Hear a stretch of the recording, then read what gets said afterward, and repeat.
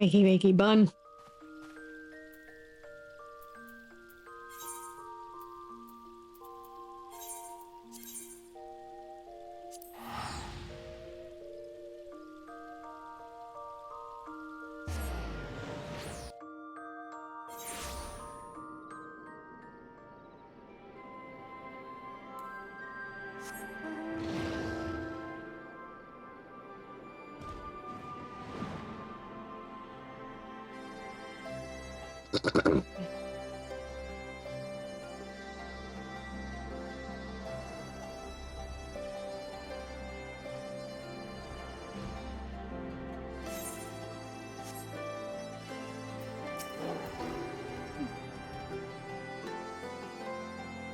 So, what's the plan, brother mine? Before discussing the task at hand, I should probably admit that the report I proposed is largely written. Not long after that fateful day in Ul'dah, I penned a detailed account of the organization's history, from the events that led to its inception to the failings that brought about its demise. This I did primarily as a means of taking some semblance of responsibility. Never did I imagine that it might later be referred to by those seeking to form a similar organization. While I made every attempt to be objective, the account was mine alone, its events viewed from my singular perspective. For it to be of use, however, it must be broadened to encompass the viewpoints of all involved. Only then can it answer what seems to me to be the crucial question. Namely, why, after the Crystal Braves disbanded, did some members choose to remain with us while others did not? I see. You think the answer will tell us something about the nature of the ties that bind our new grand company together, and that this knowledge might help us to prevent it from falling apart when those bonds are inevitably tested. That is my hope, yes. But the questions I would ask are uncomfortable to some. As the former commander of the Crystal Braves, I doubt that those who abandoned the cause would welcome my inquiries. And Graha and I will just have to try. Meanwhile, the two of you could talk to the ones who kept the faith. Fine suggestion. Have care, however. Certain of my former comrades are of questionable character, so keep your wits about you and let us reconvene in Gridania later on.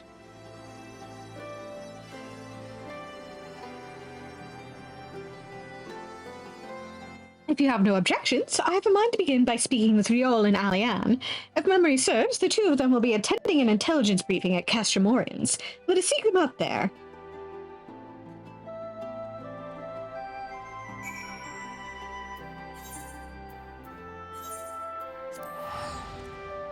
Oh good, it's right nearby.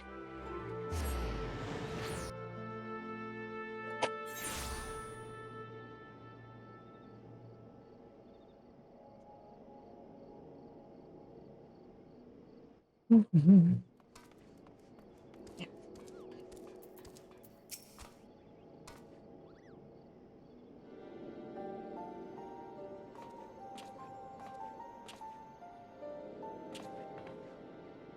Well, look who it is. What brings you two here? Wouldn't have anything to do with the big meeting, would it? In a manner of speaking, I have been assigned a task, you see, for which I require the assistance of former members of the Crystal Braves.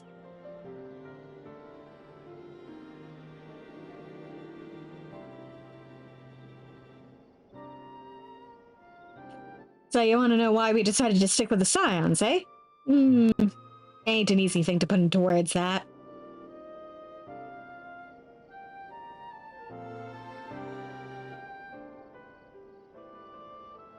As I once explained to Svarin, I spent a long time agonizing over my failure to alert you to the traitors in our midst. For my negligence, I was captured along with many others, and we were powerless to prevent the tragedies that ensued. Not a day goes by that I do not think back to those fateful events. By joining the Scions, I hope to redeem myself, and I will continue to serve the cause for as long as I am able. But that wasn't my only reason. While we were finally reunited to the Rising Stones, you refused to blame anyone but yourself for the fall of the Crystal Braves. And in spite of everything that had happened, everything you had suffered, you took us back without a moment's hesitation. We would not have blamed you had you turned us away, but when you gave us your trust instead, what else could we do but try to repay it?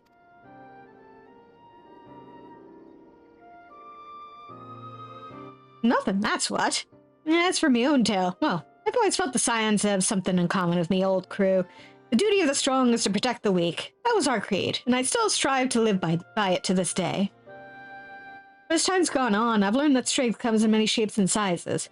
From Hoary Boulder to Mistress Tataru, we've all of us got something to offer. And not one of us is doing it for personal gain, because we believe there's more important things than that, things worth protecting, which is what being a Scion's all about. I'm at a loss for words. Thank you, my friends. To hear this from you means more than you know. Forgive me, Svarim, could you?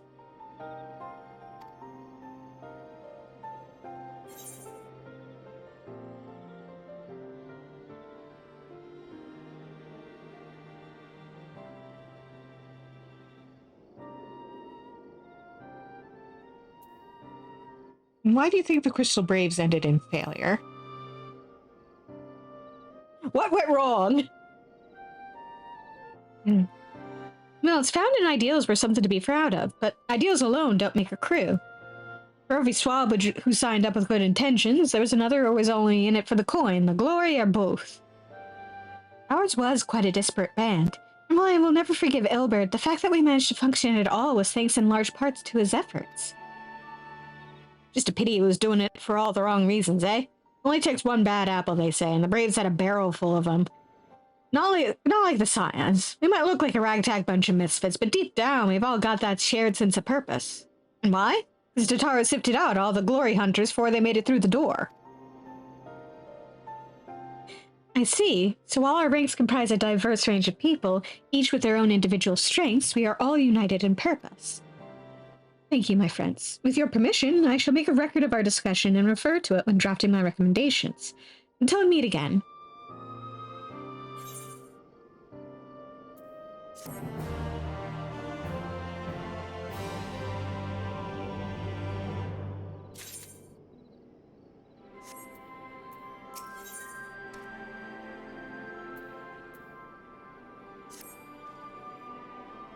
Well, I think we've taken up enough of our colleagues' time, and I am conscious that less life-affirming testimonies await. Let's make our way to Gridania and hear what the others have learned.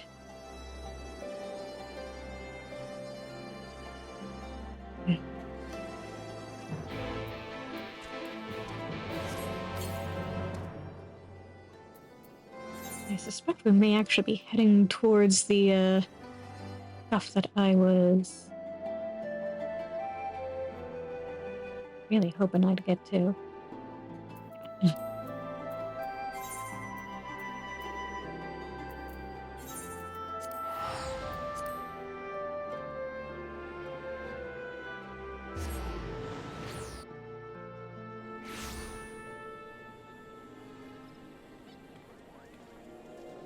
Everybody pop in.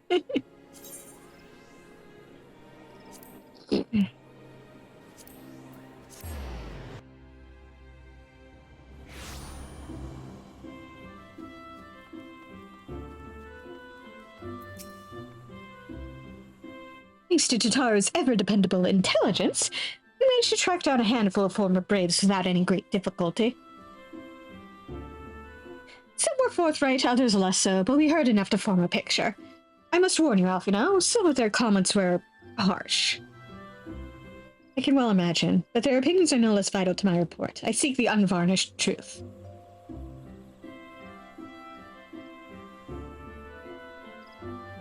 Thank you. I'll set about adding your findings to my own at once. In the meantime, pray go on ahead to Little Solace and seek out Elder Frixio. I will join you anon.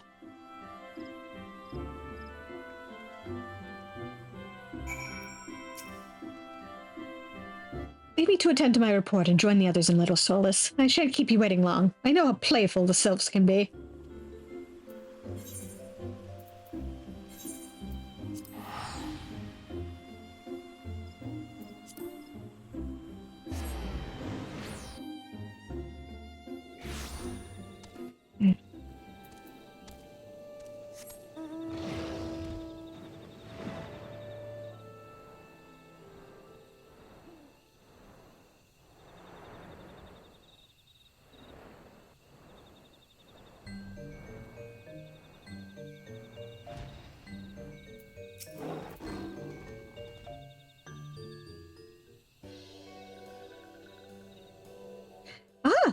Brave One and friends of Brave One.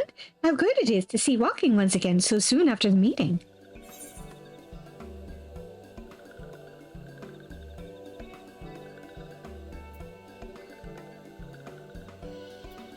Should this one perform the customary dance of greeting?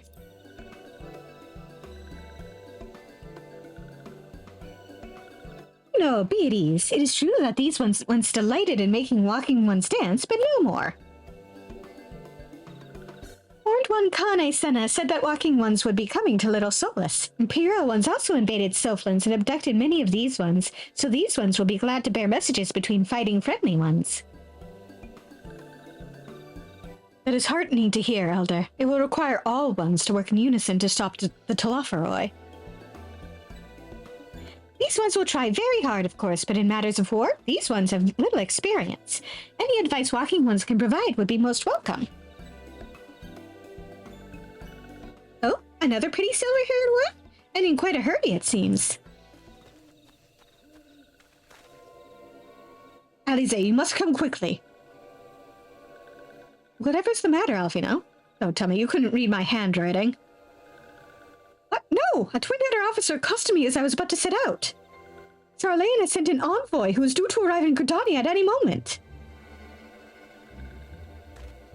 An envoy? Could it be that Kryos managed to sway the forum? We shall know soon enough, but there's more. The envoy has requested that the two of us attend the audience with the Elder Seedseer. Oh boy! Really? I can see why they might want Scions to be present, but us specifically... Wait. It isn't who I think it is. It is. I could scarce believe it myself, but when I inquired as to the envoy's identity, I was told that it was one Fortunot Leveilleur. Your father? Well now, the fact that a serving member of the Forum had journeyed here would be a surprise enough. But him? Quite. I glean from this that they are taking the matter seriously. That may be, but why him and not one of the other 98 Forum members? Unless he volunteered for it. It has been some time since you last saw your father, has it not? Could it be that he's concerned for your well-being? Perhaps, but he has always been reluctant to discuss his work with us. Indeed, and whenever we write to our parents, it is invariably our mother who replies. Nevertheless, I welcome the opportunity to meet with him after so long, even if it is secondary to his true purpose here. Elder Frixio, loath though I am to cut our visit short, we must return to Gridania. Pray accept my apologies, along with my report.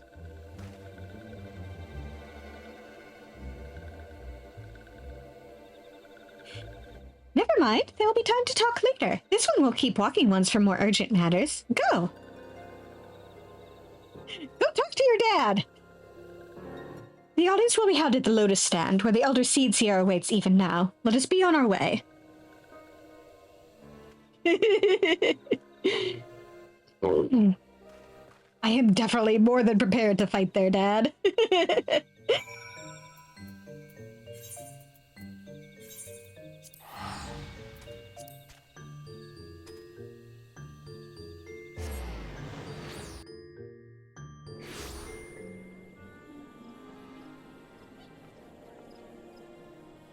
Oh, look, it's Noel holiday.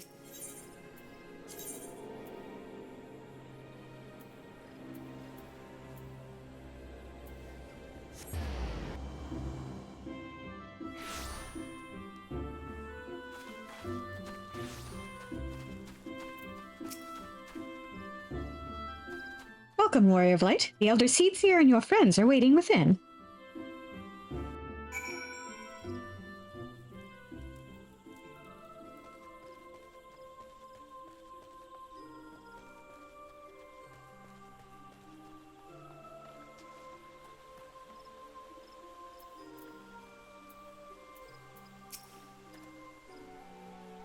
During my time in Sharlayan, I heard much of Fortunot Leveilleur. He was a gifted speaker, known amongst other things for the uncompromising application of foreign policy. I 99 may seem like rather a lot of members, but before the Forum was founded, every person of age in Sharlayan was given equal say in its governance. Many of the institutions that are still active today were established by the people's vote, not least the Studium.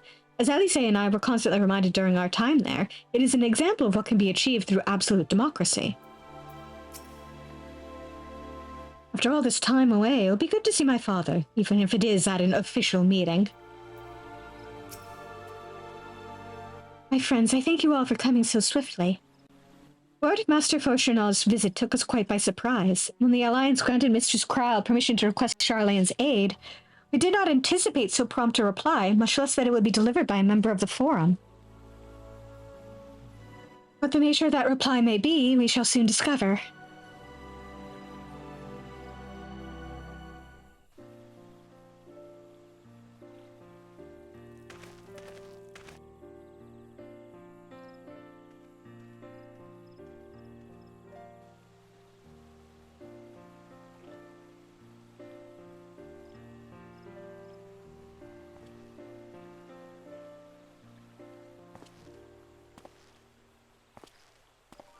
Elder Seedseer, I thank you for granting me this audience. I am Fauchenaux Leveilleur, here in my capacity as representative of the Forum. It is I who should thank you, Master Fauchenaux, for journeying so far and so swiftly. Would that our first meeting could have been under happier circumstances.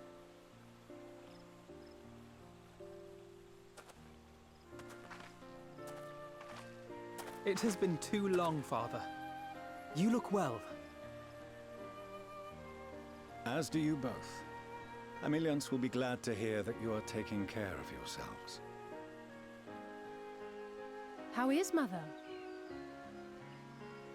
She misses you terribly, of course, but is otherwise a picture of health.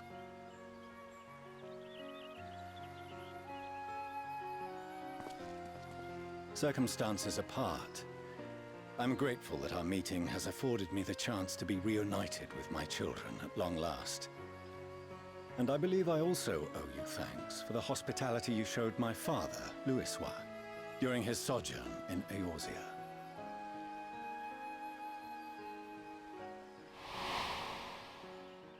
All thanks we owe to him. In the days prior to the 7th Umbral Calamity, it was your father's tireless efforts which granted us a means to vanquish the primals. Were it not for him, our strength would have been quite spent by the time the Empire arrived. That Gridania still stands is in large part his achievement. He was a great man.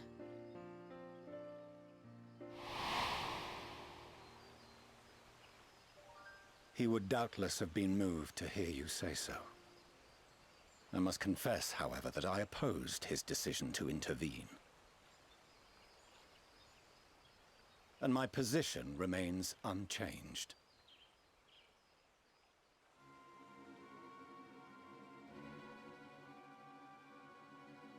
To chart the course of history, not to change it. I am familiar with the Sharlayan stance. It is more than that. It is our way of life. Who we are. But I came here not to deliver a lecture, but the Forum's answer to your request. Sharlayan will under no circumstances intervene in the conflict between Eorzea and the Garlean Empire.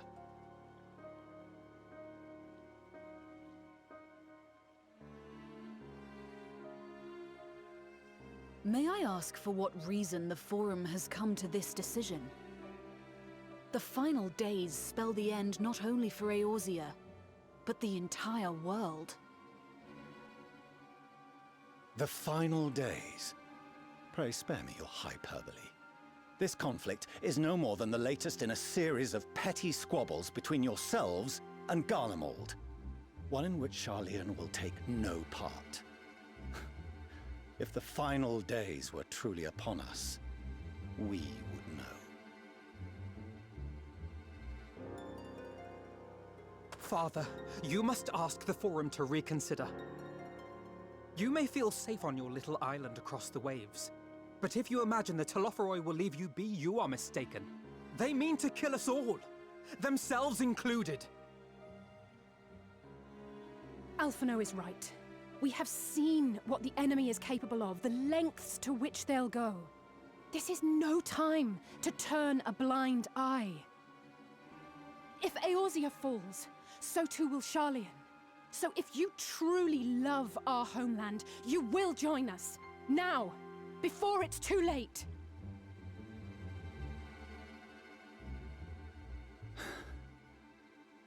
I thought you knew better than to raise your voice to your elders. It seems I was wrong. Wrong to ever let you leave, Sharlayan. I consoled myself that your time abroad would instill in you some hint of restraint, of discipline. But I see now that Eorzea has made fools of you both. Have you forgotten why it was that I so vehemently opposed your grandfather's departure?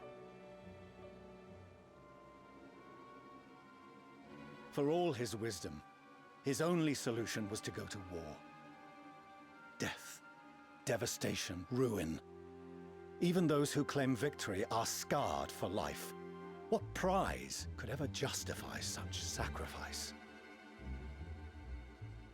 It is the duty of the learned to avert such tragedy. By fanning the flames of war, you forsake all you once held dear.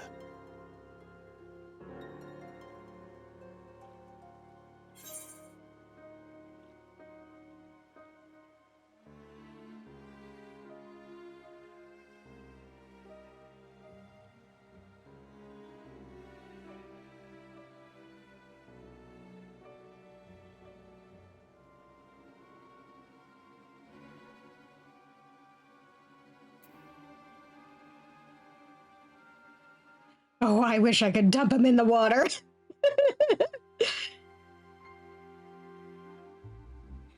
To ignore the plight of those one might conceivably save is not wisdom, it is indolence.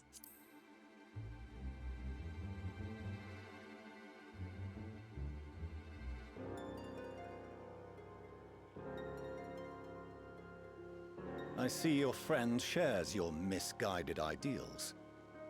But unlike him, you should know better. By espousing such barbaric notions, you subvert the teachings of Sharlayan and place all we have worked for in jeopardy.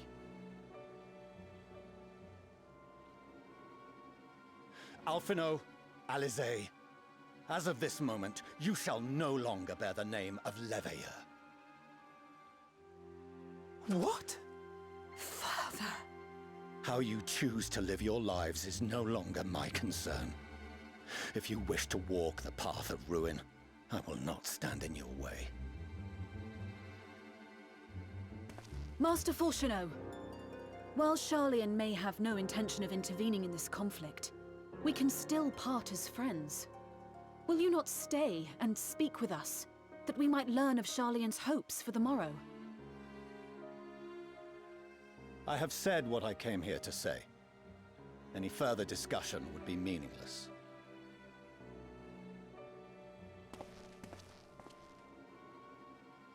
Father! Wait! Don't bother, Alisaie! How can you stand there and watch him walk away? How can you let this happen?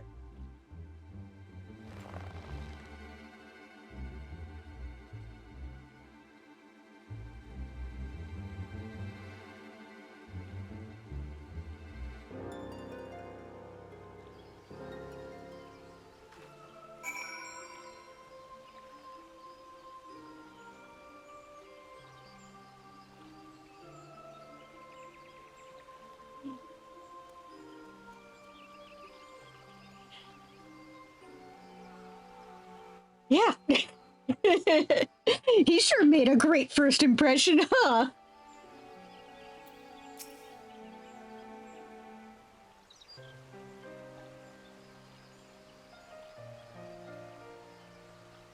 So that's what he came here to say? That we're all fools for having the temerity to defend ourselves against the Telophori. And as for the rest... Like it or not, this was the Forum's decision. To watch from afar while Eorzea burns.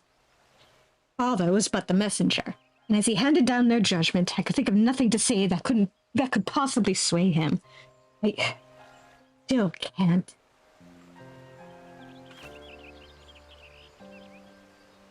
To have prolonged the discussion would have changed little, for it is not only Master Fortuneau who must be persuaded, but the Forum as a whole. Their decision was made ere your father crossed the sea. Nor is it like to be changed, and so we shall face the Talafaroi without their aid. Forgive me, but if they had no intention of helping us, then why would they go to the trouble of sending an envoy in the first place? Why did they not simply keep their counsel as they are wont to do?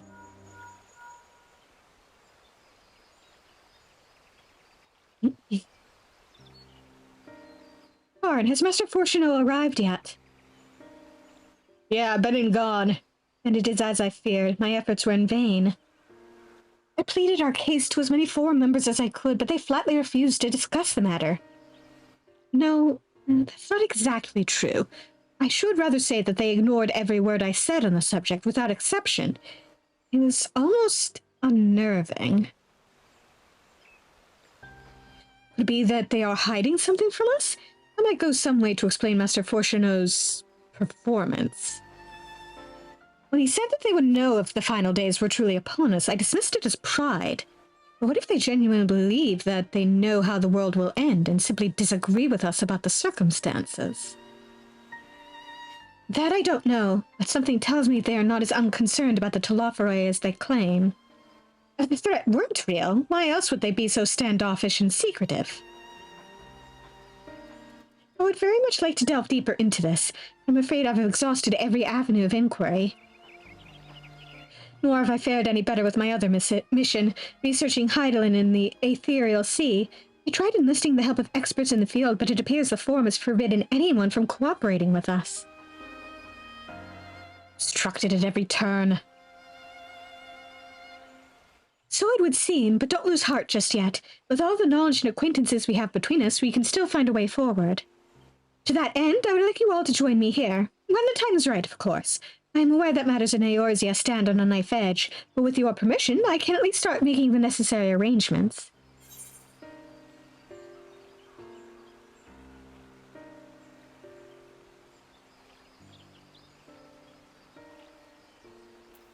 Well, there are one or two things to take care of here first. After which, assisting me will seem a sweet relief, I'm sure. While you attend to matters heroical, I shall see about securing entry for you all, and will let you know when everything is in order. Take care in the meantime, won't you? Your speculations give me cause to hope. Yet if these seeds will bear fruit, I cannot say. While it is possible the Sharlayans hide some secret truth from us, there can be no certainty that its exposure will prompt in them a change of heart.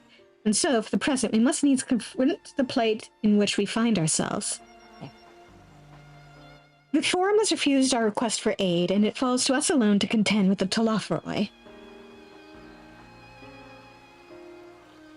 Even with all of Eorzea standing united, there's no guarantee that we will prevail. What does Sharlayan intend to do if we fail?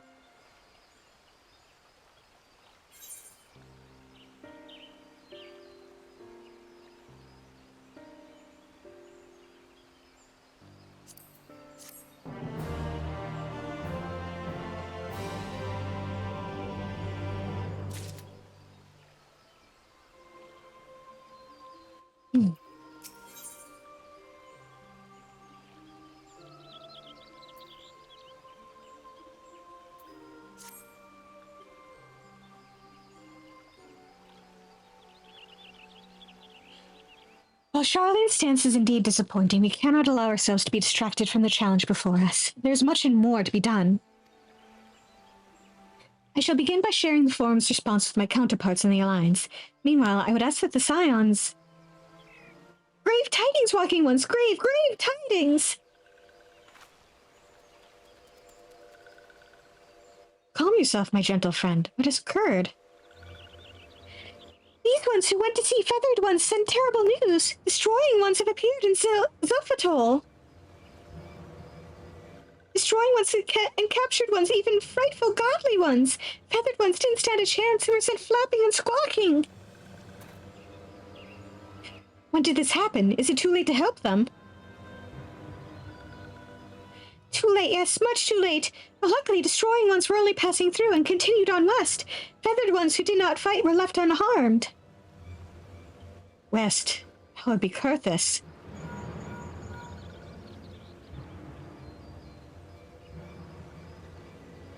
My lady, the Ishgardians report that the Telophoroi have emerged from the eastern highlands of Kurthus and are marching at speed. Though their purpose has yet to be determined, the Cartano Flats would seem their most likely destination. Lord Emmerich has already dispatched his forces and requests our immediate support.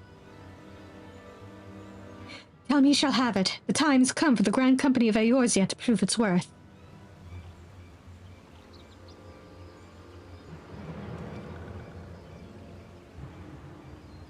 Well, mayhap it is a mercy that we do not have time to stew upon our misfortunes.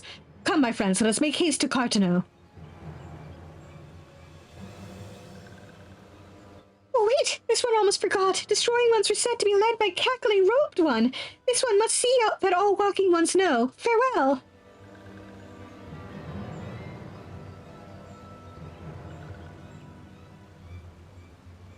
And Daniel? Who else? It was only a matter of time before that grinning maniac showed himself again. I shall have an airship ready to bear you to Cartano. Pray see to your preparations and report to the landing with all haste.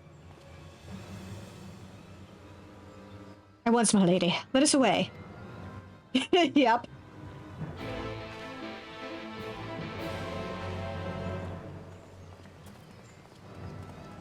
Maybe we'll get to smack him in the face real quick.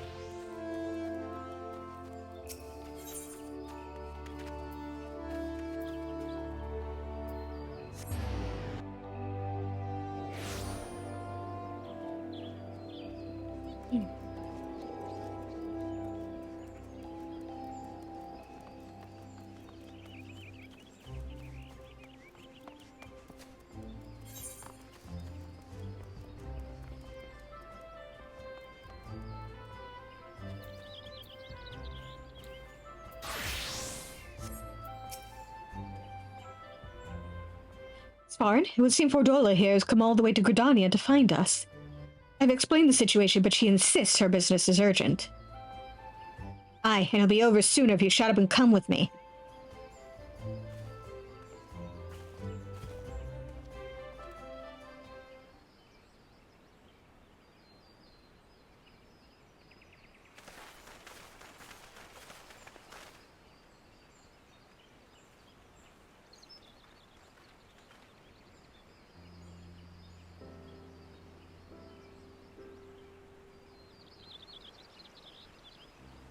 Arenvold!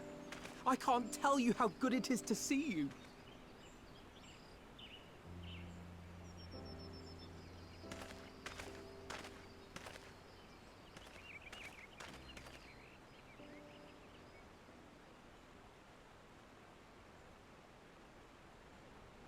It arrived a lot sooner than expected, eh?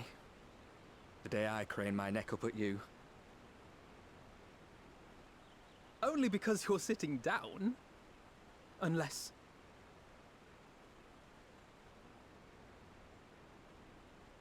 Afraid so. The Chirurgeons say I may never walk again.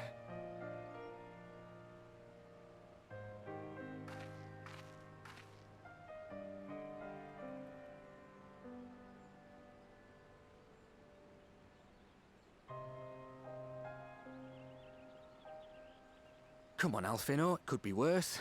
Besides, I didn't come here to dampen the mood. Quite the opposite.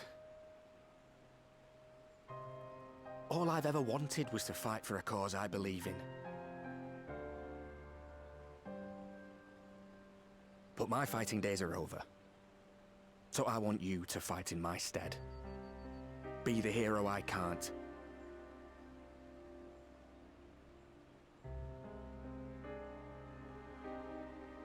I am no hero. That's what they all say, though. No one ever calls themselves a hero. Even the ones who eat primals for breakfast. It's for others to decide.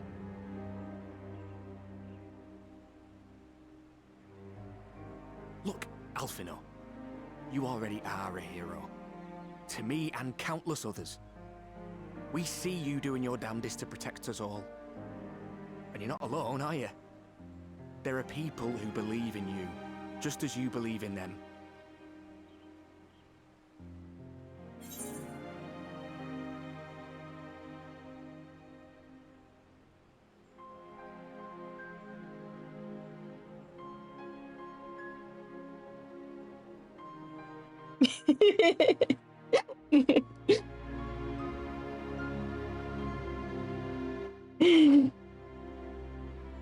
Someday Alfino will get that growth spurt.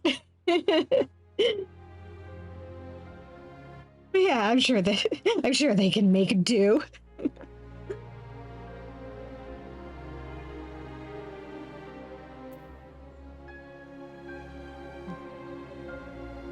We'll be sure to give your regards to the Telophoroi.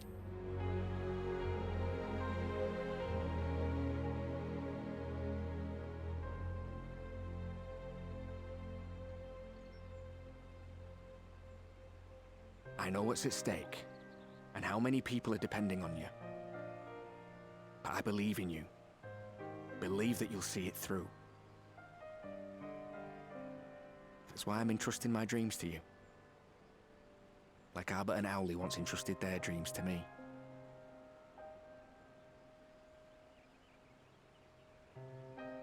There was a time when I would have borne the weight of such expectations without a second thought. But now, I know just how heavy that burden can be. To tell the truth, I'm beginning to wonder if I chose the right path. Sacrifices will inevitably be made for the sake of the ideals I uphold. Maybe I am not the person I thought I was. The person you think I am. I wouldn't presume to tell you. But I will say this. In spite of everything, you've come this far. The road ahead might not always be clear, but you've never been one to give up or take the easy way out. And everything you do for others. For a brighter future. I'm proud to call you my friend. Well, I've said my piece, so I'll let you go.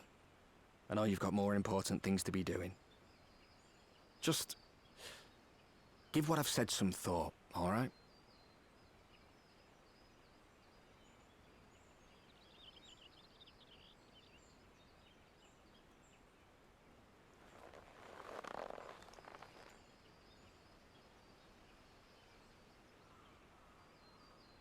I shall, my friend. And we will meet again soon, I promise.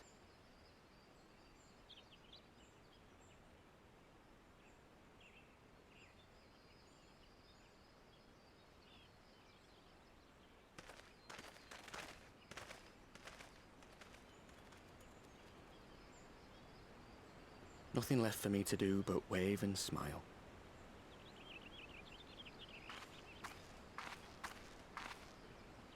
You've got a pretty narrow view of what it means to be a hero, do you know that?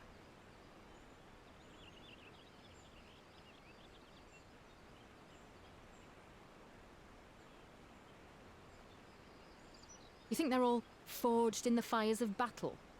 That it's all about being brave and killing villains? Alphino and the others will carry on their fight. But theirs isn't the only one. There are other ways you can make a difference. If you stop feeling sorry for yourself and put your bloody mind to it.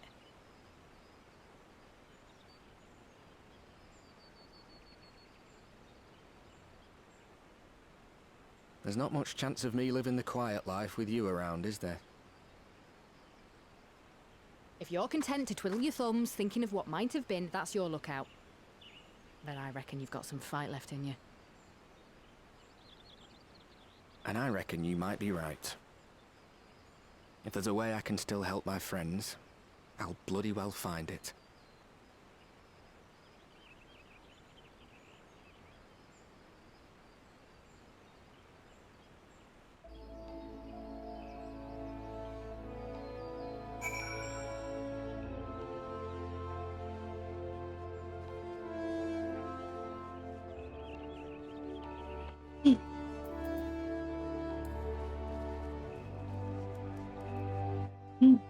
A very bittersweet scene, but honestly, I really love that moment.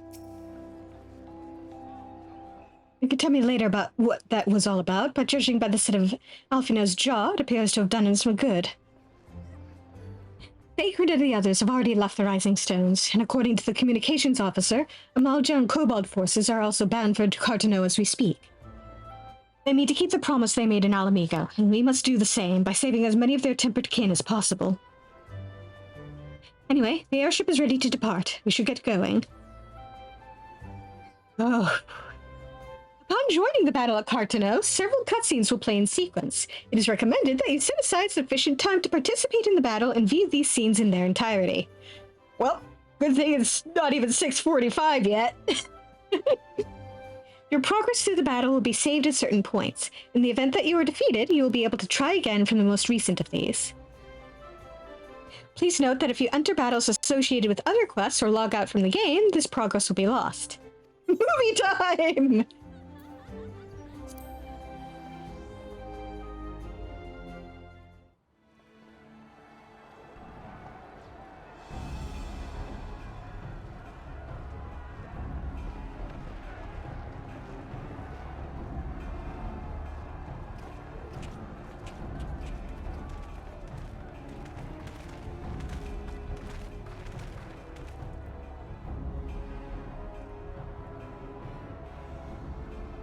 My fellow Scions, as I am sure you will have heard, we can expect no help from Sharlayan, nor are we any closer to discerning the Telophoroi's grand design.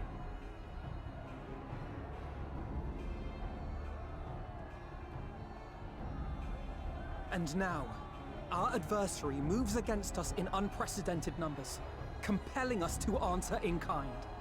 The outlook, in short, is bleak. Yet though our foes are many, and we but few, we may still tip the balance in Eorzea's favor.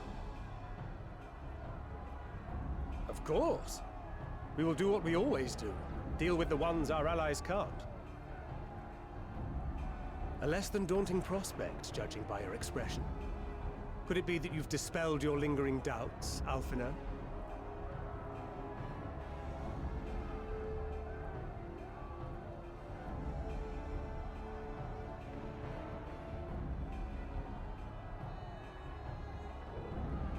Oh, I doubt I ever will.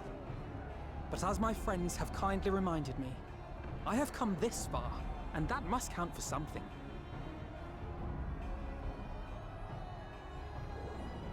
God be good, Alfino. That's what we've been trying to tell you all along. For one so bright, you can be remarkably dim at times. There is such a thing as overthinking, you know.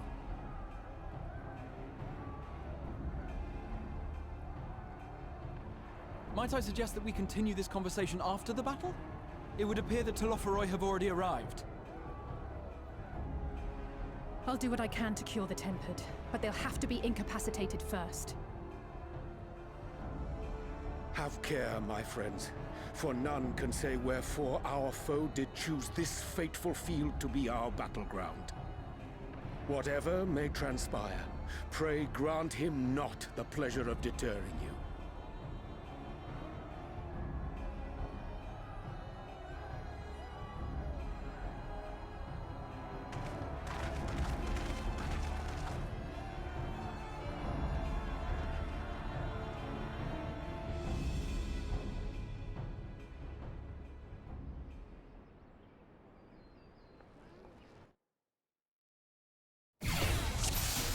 Boy, oh boy.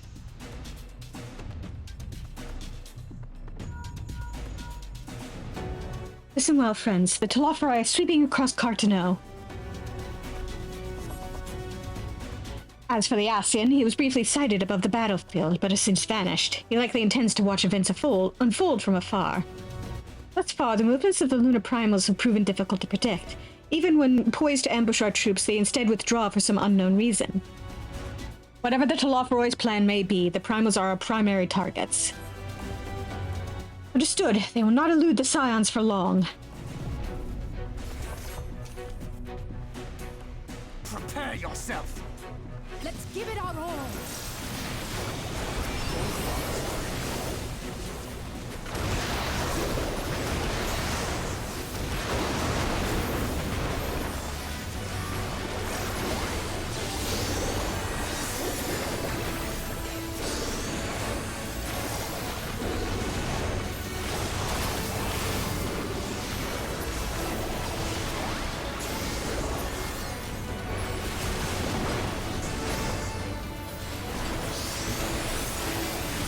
Oh, jeez.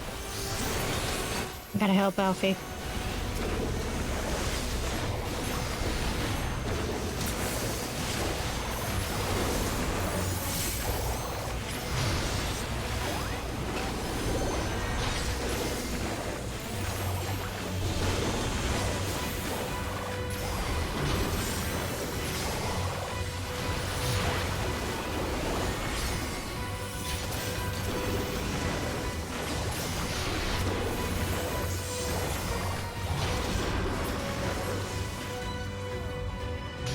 Alright, with the Stinian then.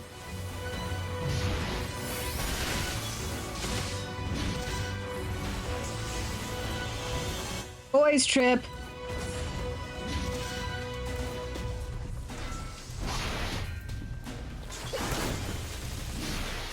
Damn it.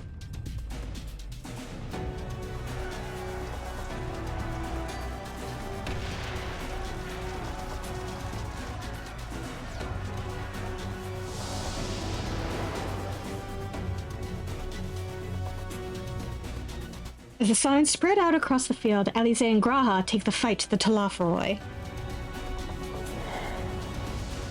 Oh boy, we're switching perspectives! Ah yes, I remember this fight now. There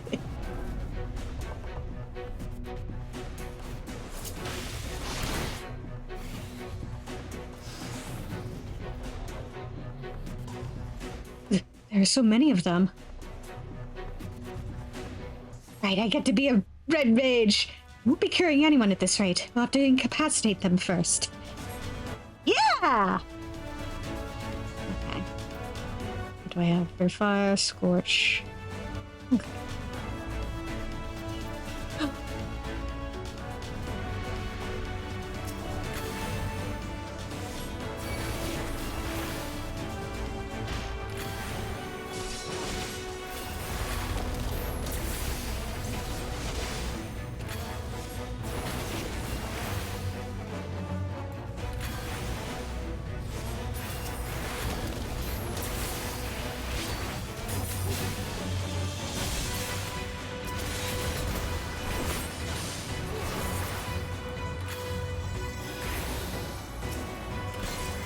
God, I love Red Mage.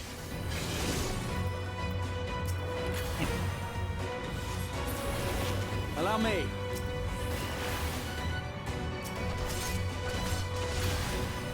Excuse me.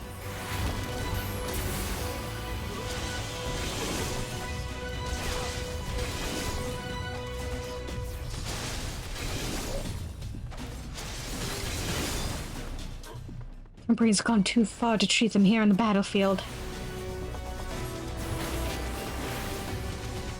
This degree of physical alteration, I fear they are beyond help. Heroes to know, I hate to see them in such pain. We must see that their suffering is not prolonged.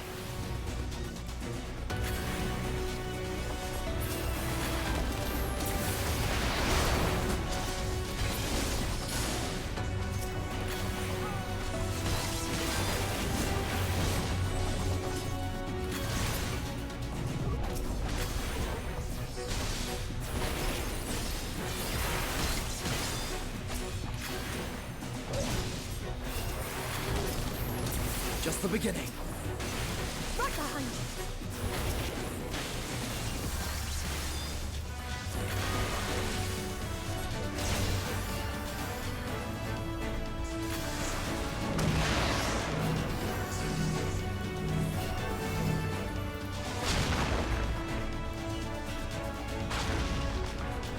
Come on.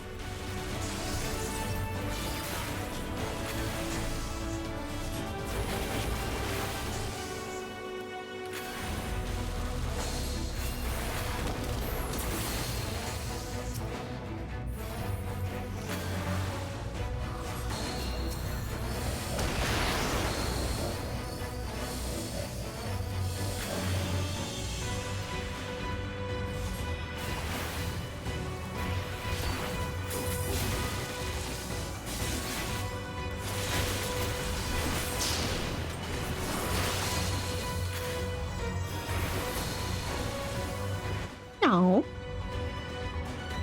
Seems we've earned a moment's respite. And let's take this opportunity to cure the tempered.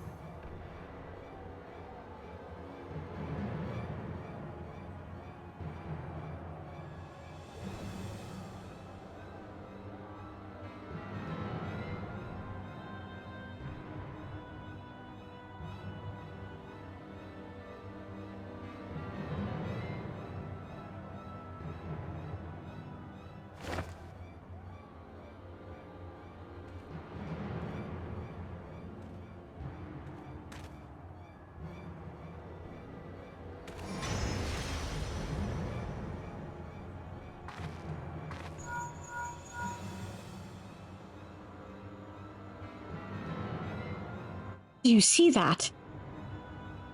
Glyph? Yes, how worried should we be?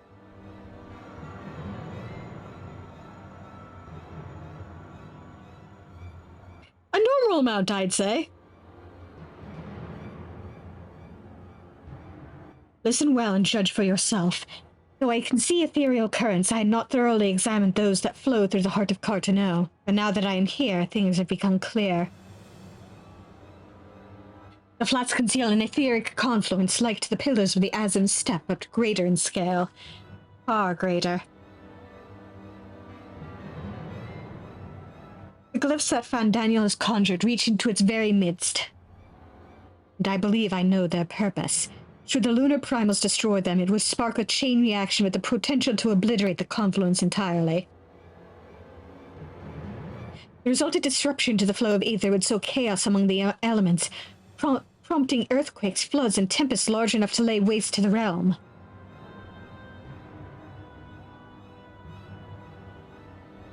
That he would go so far cometh as a little surprise. We must needs protect the confluence at all costs.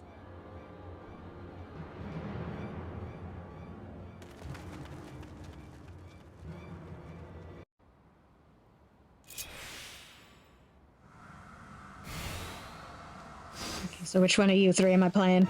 Urgently! Is that Odin? So the time has come to pit my blade against his. Follow my lead. Fuck yeah, I get to play an Astrologian, which is one of my favorite healers, actually.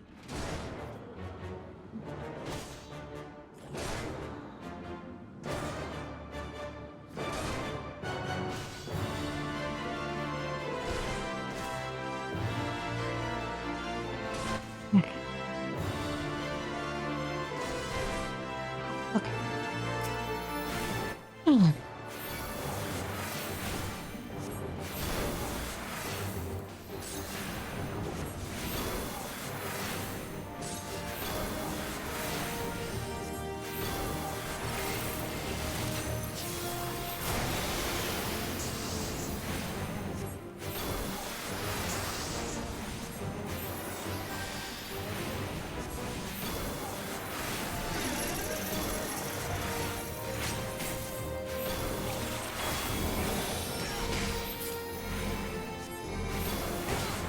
shall protect thee.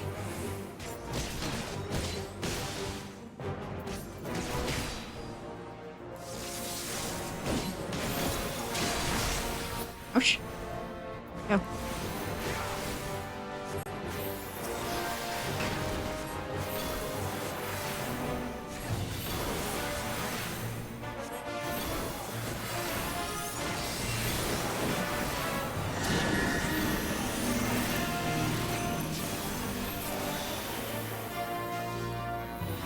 My turn.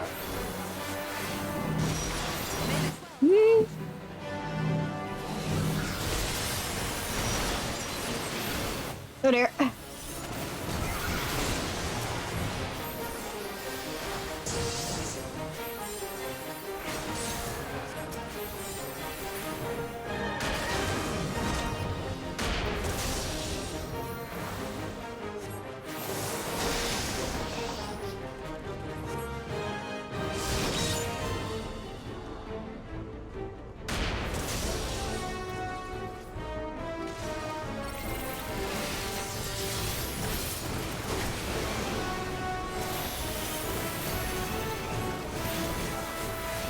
Let's do this right.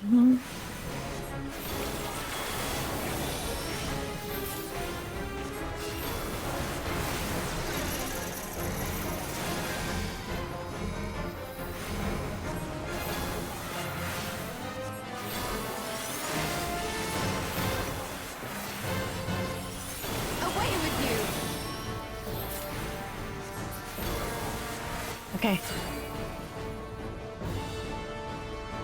The best defense is a good defense.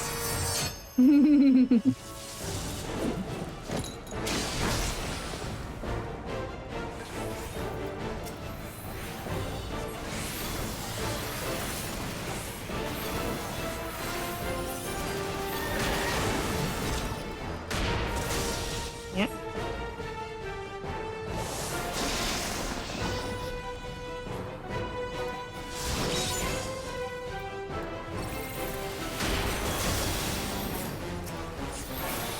Can only do one of them.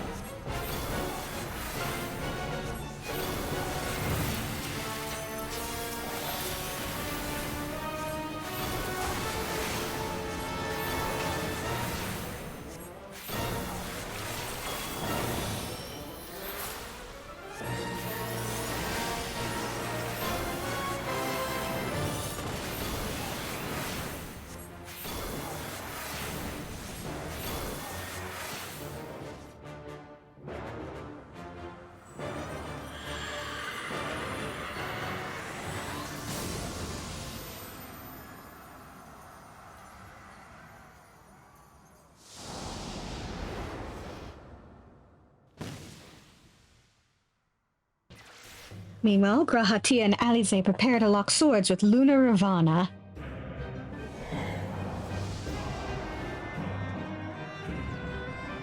Oh boy, I get to play as the boy now.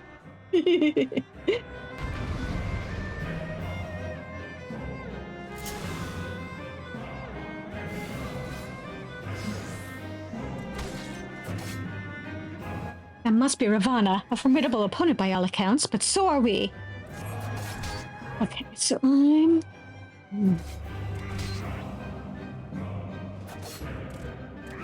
Okay, so I'm functionally a red mage too.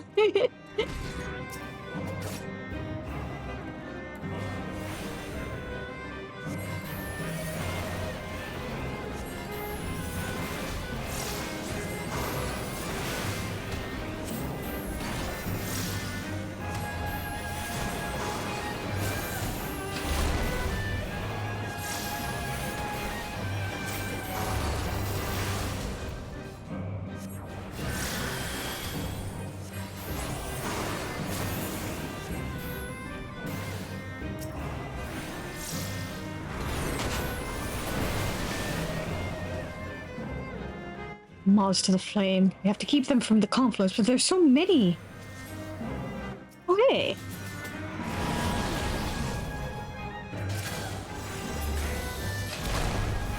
I have you now.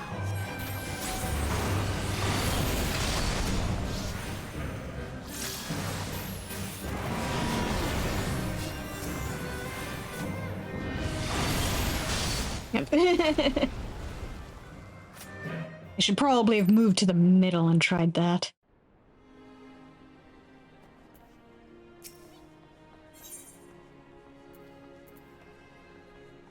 Zoom for where we left off.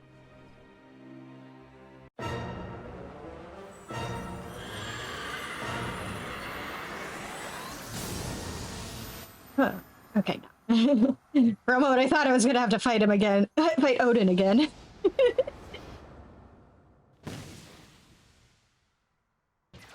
I mean, I wouldn't have entirely minded doing doing that again.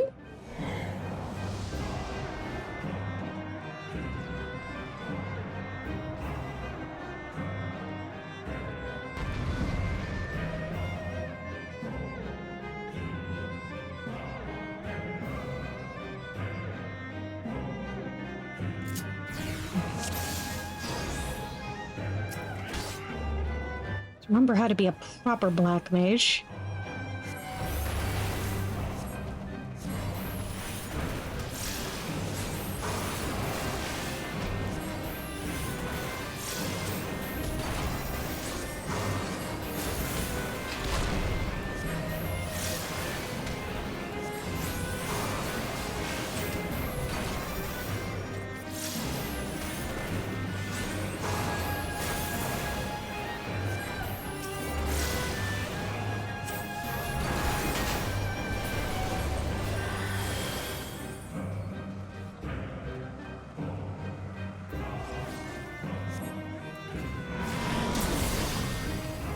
There we go. Ouch. You now. I'm just going to keep spamming break, I think.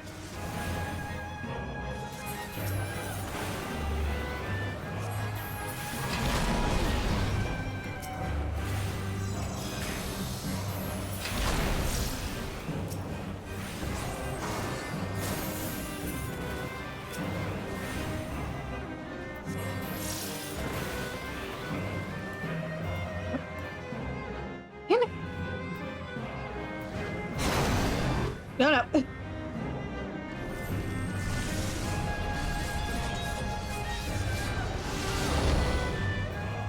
Wait.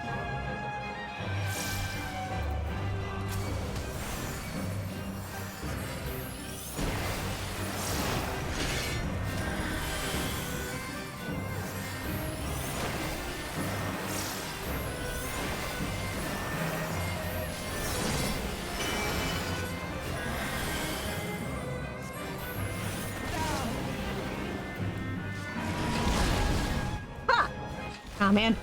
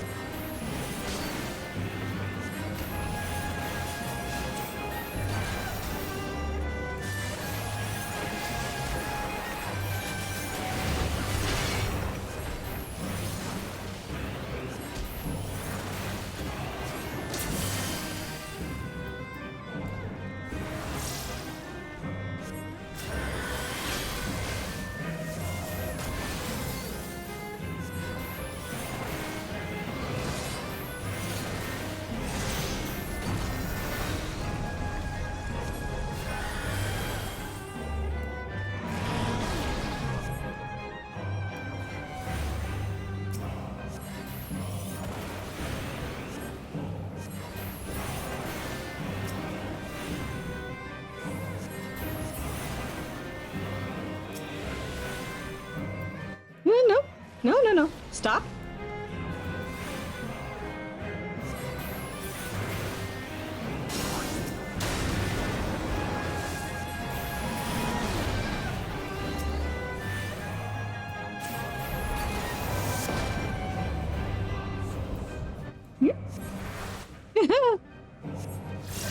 Let's go in, Alize!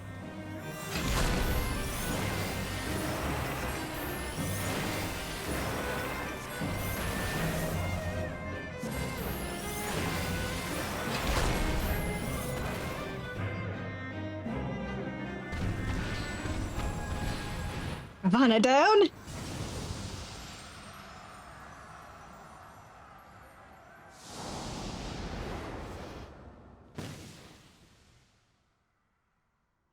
Self-same moment, you stand shoulder to shoulder with Alphino and Estinian, resolved to lay Lunar Ifrit low.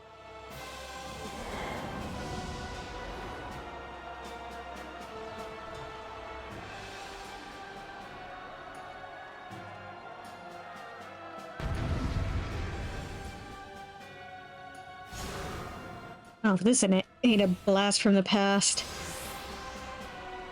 Me versus Ifrit. Lunar Ifrit, the one Ehrenwald and Fordola encountered. Alright, everybody.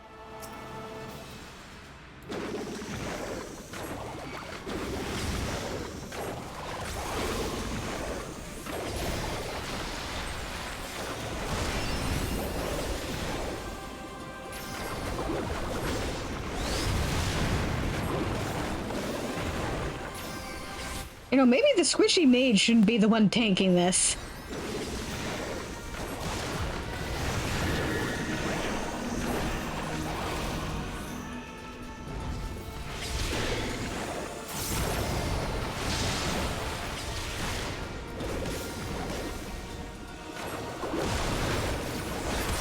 Squishy mage with no self-heal either.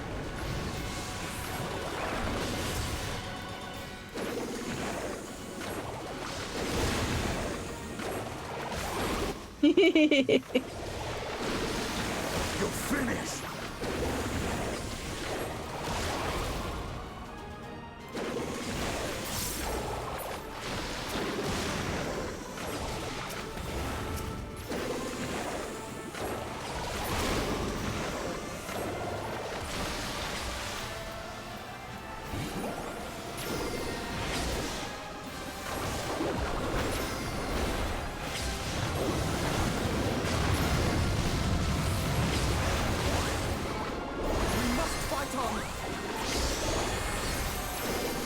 Oh, Stinian is kind of beat up. Oh, come on. I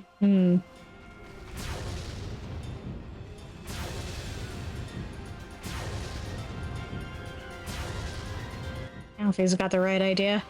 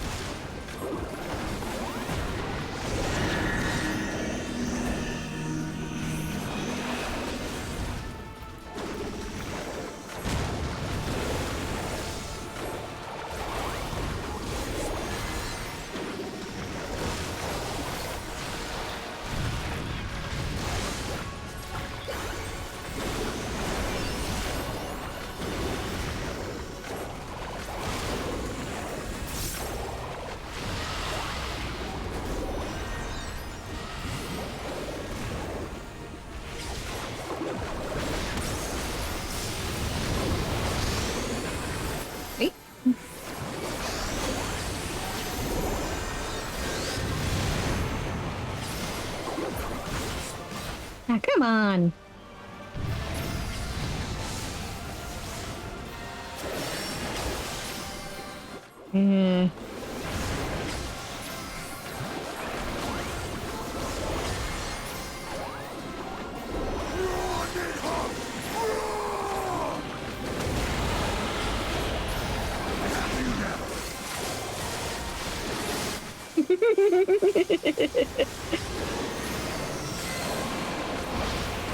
Good job, Astidian. Oi.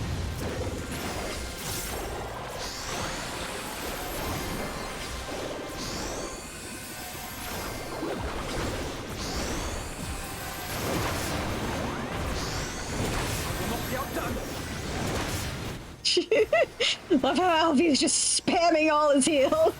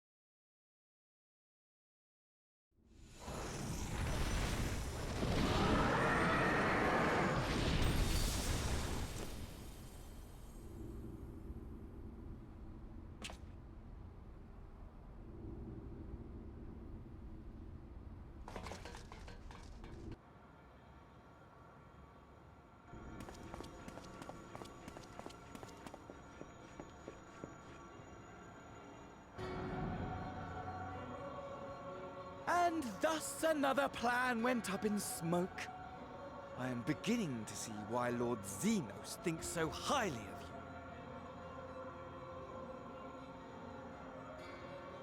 you. Not that this changes anything, you understand. You have merely earned yourself a stay of execution.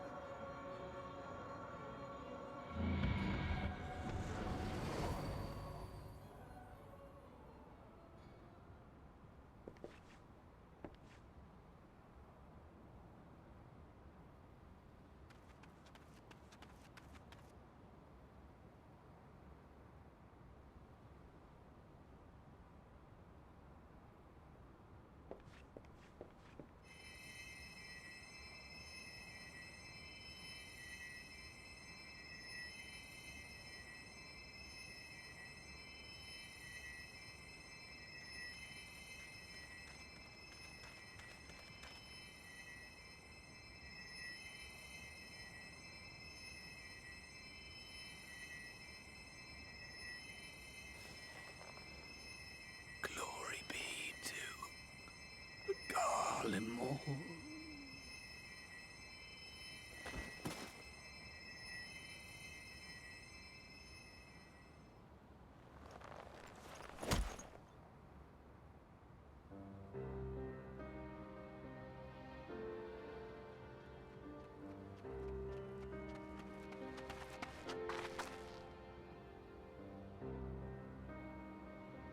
How fare the tempered? We've treated as many as we can, but some were beyond help.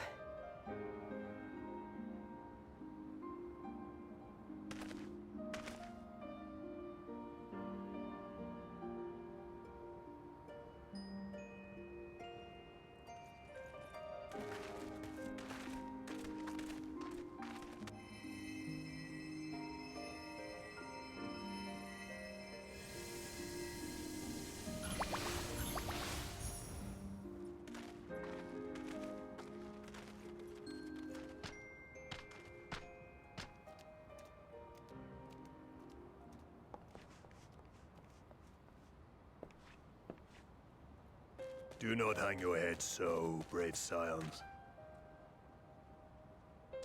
Though not all of our captured brethren could be saved, we are grateful for those whose minds have been restored. You could do no more, and that is enough. So please hold your heads high.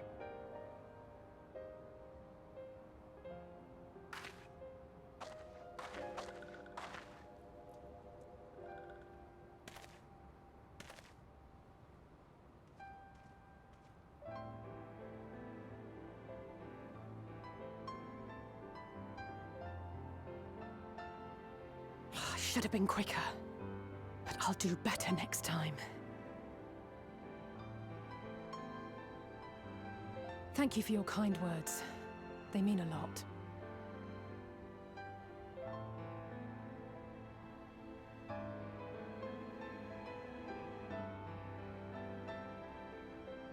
A victory at great cost, but a victory nonetheless. We must stay strong and press on. Isn't that right?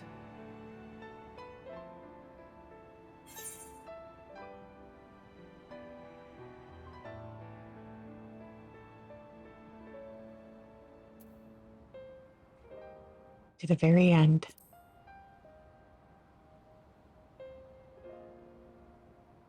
To the very end.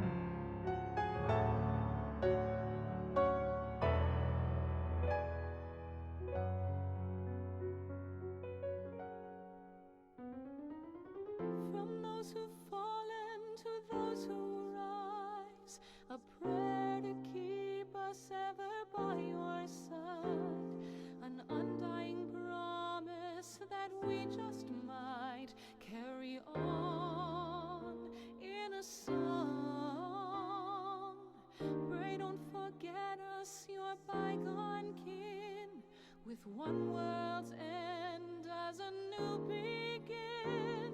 And should our souls scatter unto the wind, still we shall live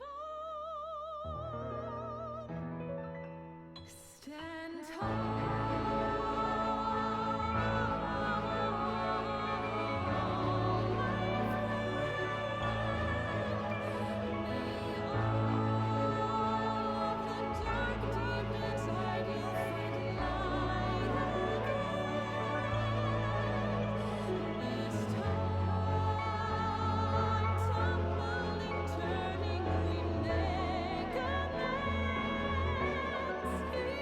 Eternal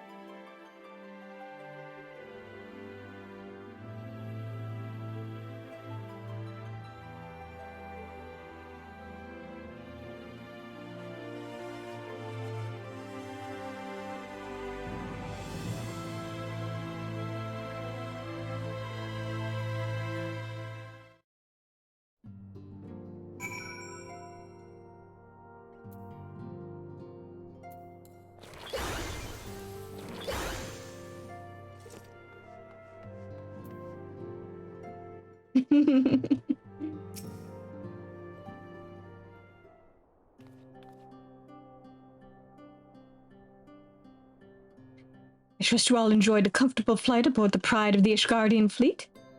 Lest you worry, the Bonanza has been towed to a nearby location to be retrieved at your convenience.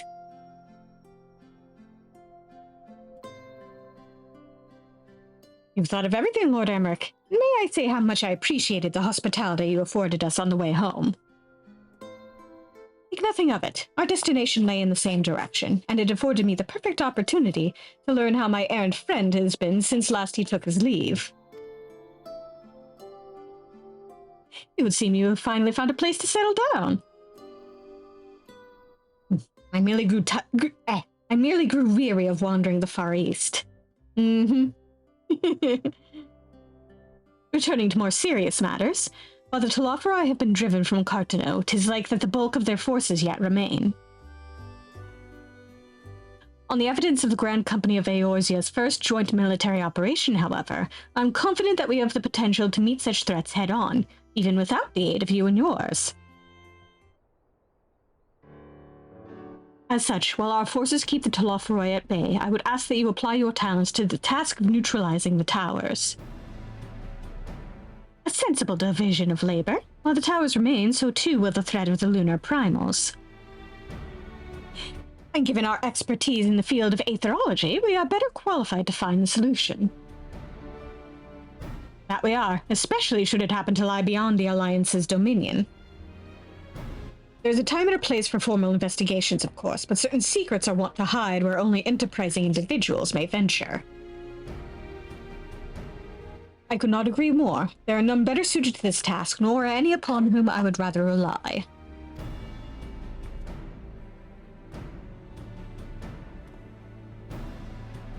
On behalf of the Alliance, I thank you. We look forward to receiving any information you are able to uncover.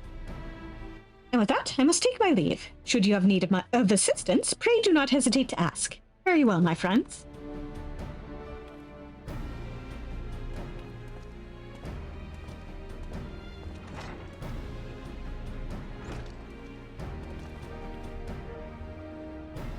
I confess I'd hoped to be able to study the towers more closely, vital as they plainly are to the Telophori's plans. If we can discern their ultimate function, we will be one step closer to understanding our enemy's grand scheme. Should we succeed in neutralizing them, of course, it is all but certain that the Telophori will mount an all-out invasion.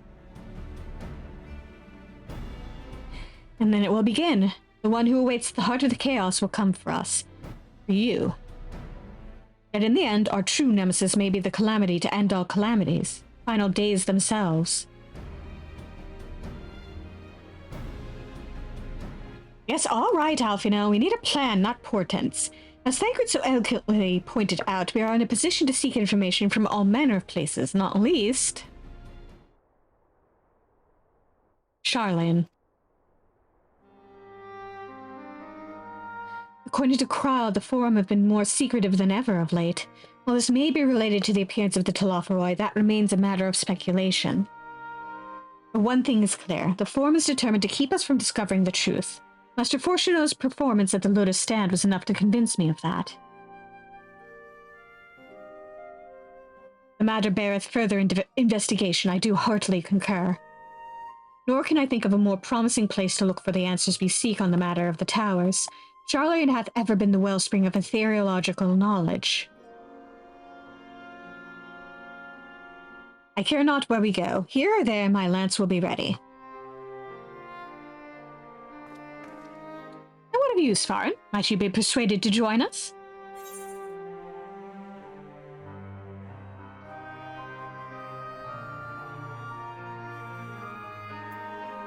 If it means I can have words with Fortuno. Only after I do. Yes, of course, you and Alfie get first dibs. If he and his friends in the Forum think we'll leave them alone if they ignore us, they're in for a shock. It appears we are in agreement. We have but to wait for Kral to secure the necessary permissions. In the meantime, there is a matter I would investigate. Does it involve tall structures? A strange coincidence it does.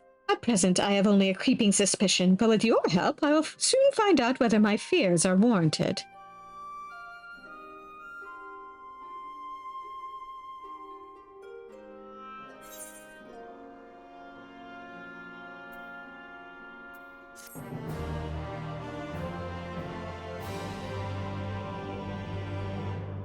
You have learned the emote shush.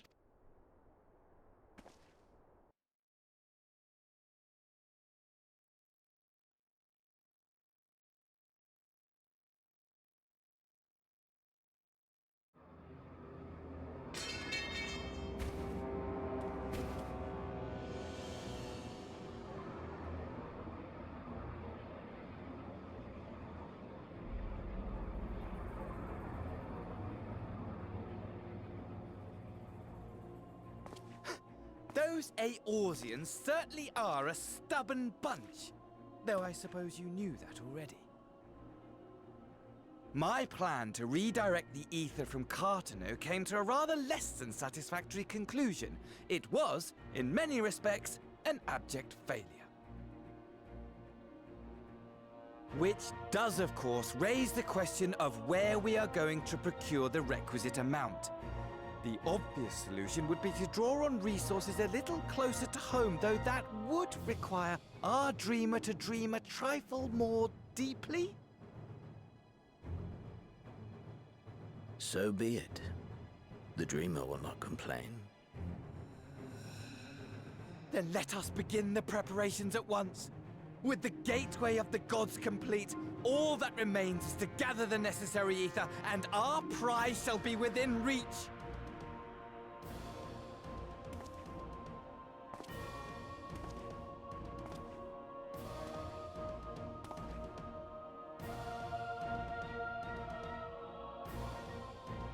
The time has come to fulfill your heart's desire, my desire! To relieve those wretched creatures of their meaningless existence!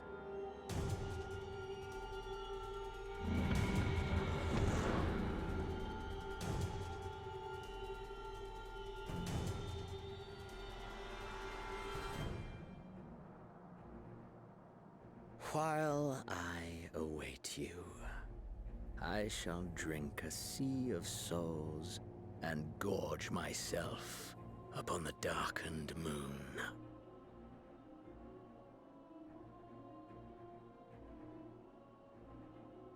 Then you shall come to me, all roiling rage and rancor.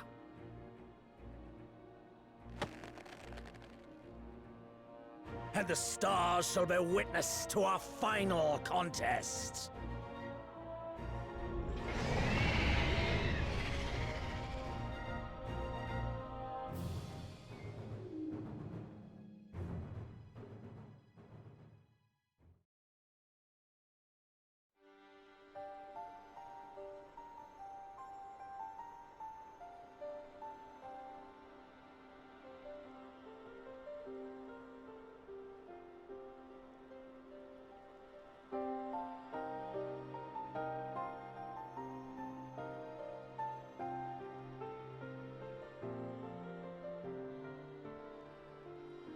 As I thought, the ethereal currents have been disturbed here too.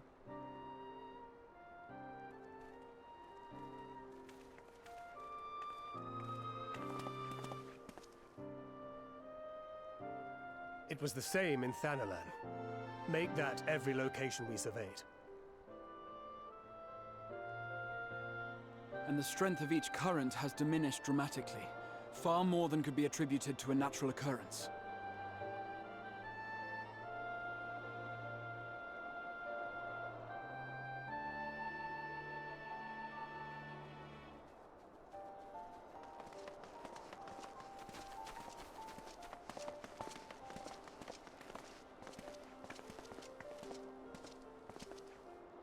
What tidings bringest thou from Dravania? We took a number of readings, and noticed that the closer we were to the tower, the lower the etheric density became. In short, The towers are drawing upon the land's ether, which would explain how they were able to carry out the summonings.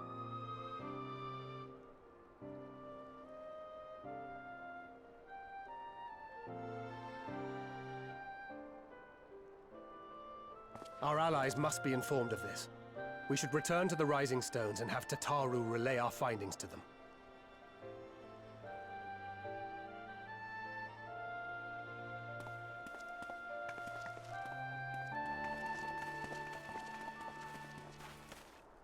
Hear me. Hear me. Hear me. Hear me. Darkness comes, and with it, the end. The fate of the star is in your hands.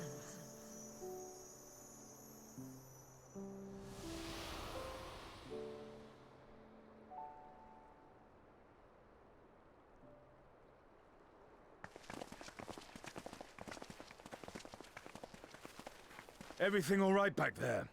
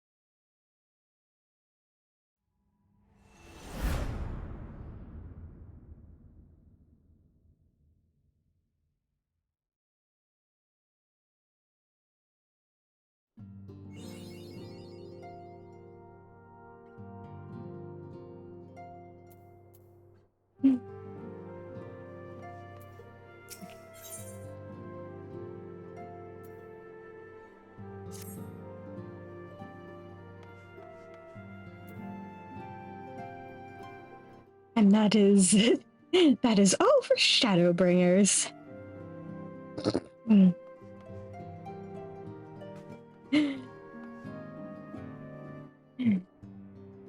I still remember when I finally caught up with the story. This is where I had caught up. So I had to wait a few months before I could see the next part.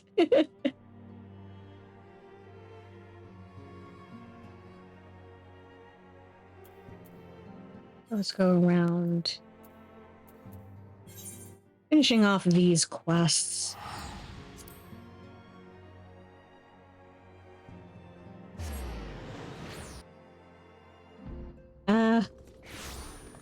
I'm kind of inclined to leave that for next time. I kind of want to take a little break before major parts like I usually do.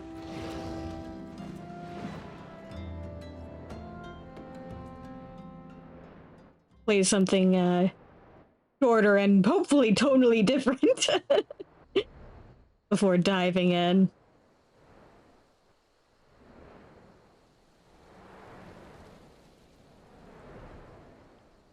We'll do a few more things here before we call it a night.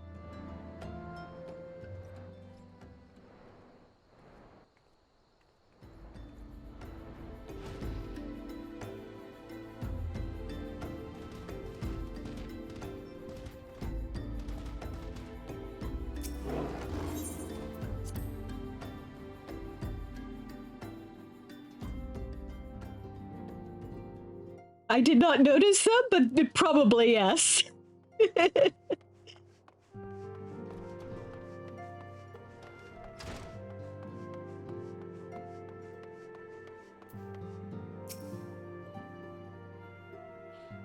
So, the Lord of Crags was also possessed of unprecedented vigor, and thou hast returned with yet another curiosity of bone? The kobolds are not known for fashioning objects in this manner. What is more, its construction doth bear a striking similarity to that of the trophy recovered by thee from Garuda's lair. Fleshless remains of beastmen worshippers. This is the material common to both of these foreboding ritual tools. what unsavory sorcery have the Paragons bequeathed to their unsuspecting pawns?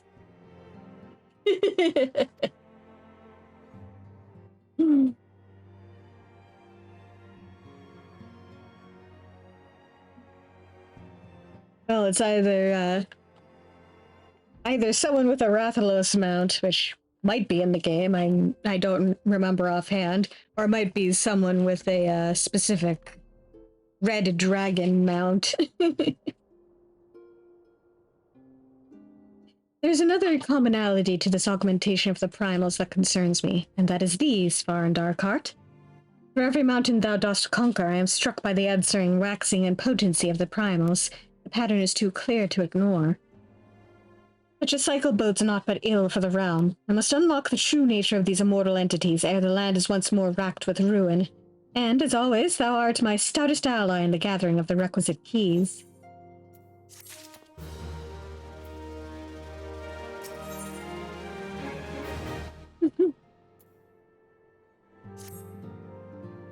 We are fortunate that the Lord of the Inferno hath yet to rear his horned head.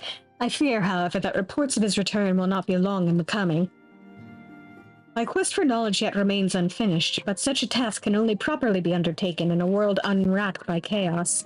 Let us bow to inevitability and prepare ourselves for what will undoubtedly turn into another blistering trial. Pray visit High Commander Swift at the Hall of Flames in Ul'dah and advise him that the fiery primal will likely soon be among us once more.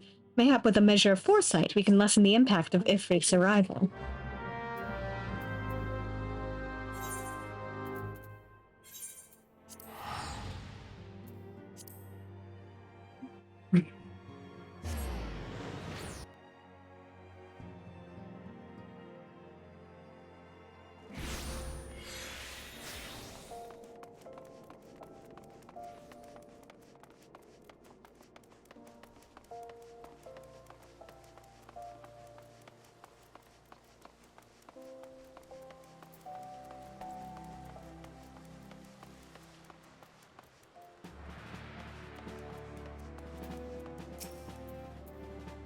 Guard of the Scions, your timing is most fortunate. Allow me to brief you on the situation.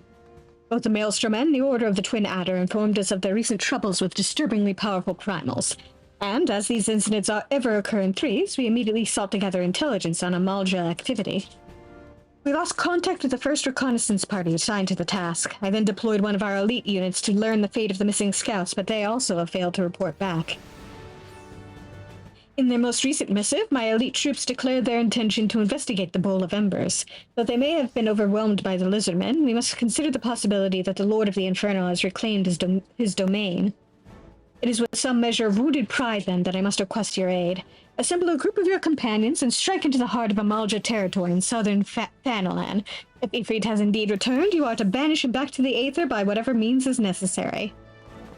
You will likely have to renew your bond with the Zaharaka Aetherite to enter the Bowl of Embers. The Lizardmen have undoubtedly realigned their crystal since you last felled their god, and unfortunately that means cutting your way through a goodly number of their sentries to reach it. I'm sure I'll be fine.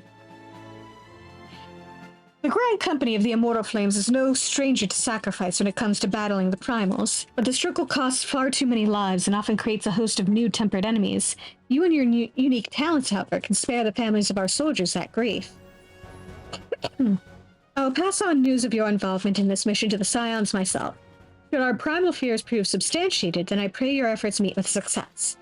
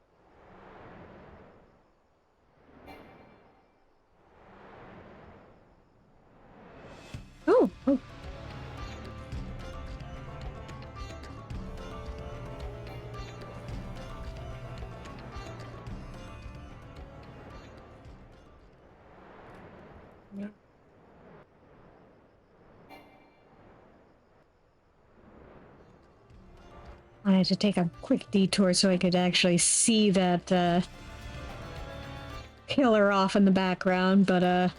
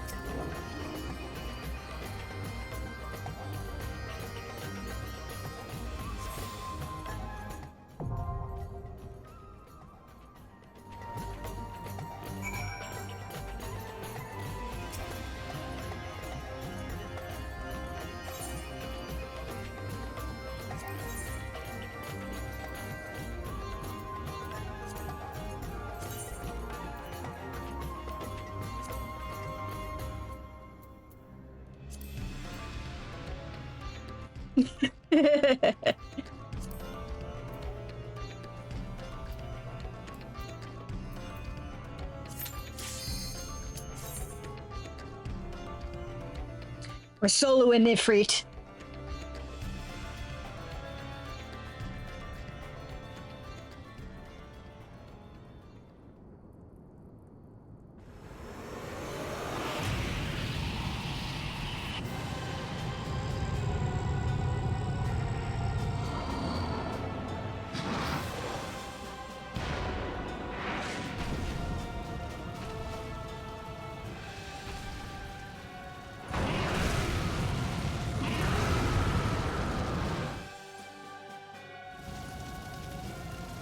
Let's see how long Ifrit lasts.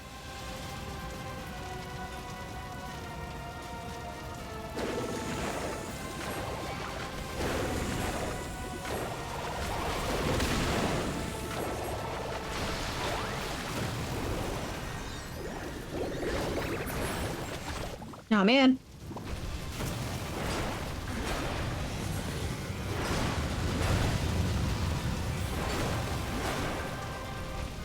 Oh man.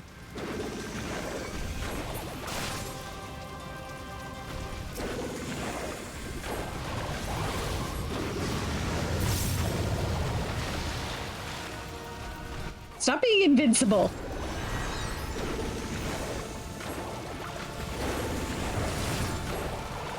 Yeah. Aw, man. I actually have to do mechanics.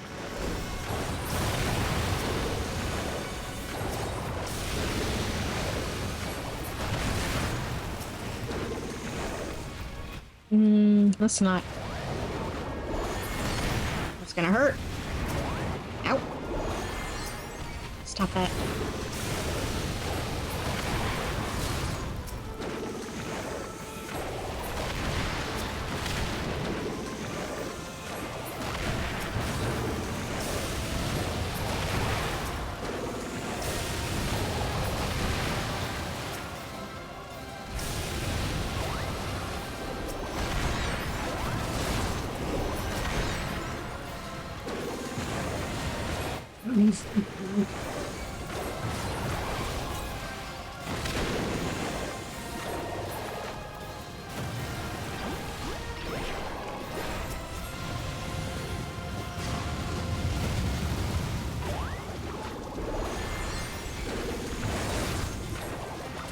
There we go.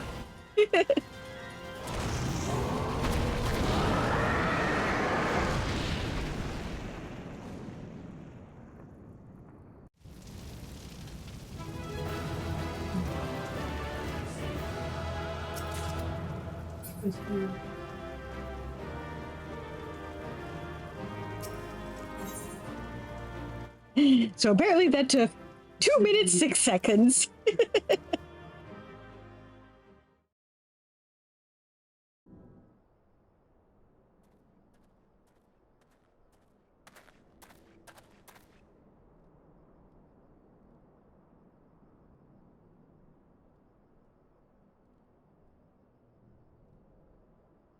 Ifrit was reborn with the strength of 1,000 raging infernos, and yet you vanquished him. I can offer you naught but praise, bringer of light.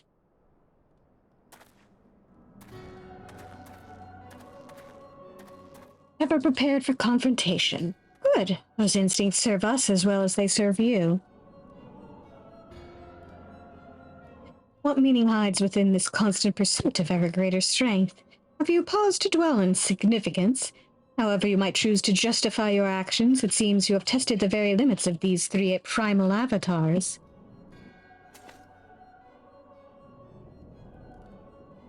Again, such furious response. Did we not make ourselves clear? As amusing as such might prove, we do not come to trade blows with you. This meeting is at an end. We must thank you for a most enlightening display. You kicked that thing's ass so quick.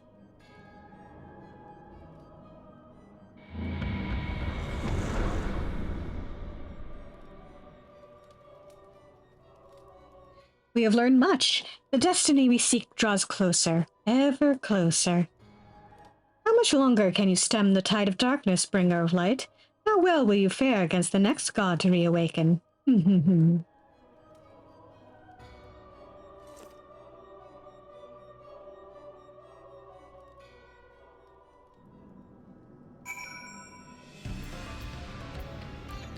the fact that that feels so apropos despite it being a level 50 quest. The more things change, etc., etc.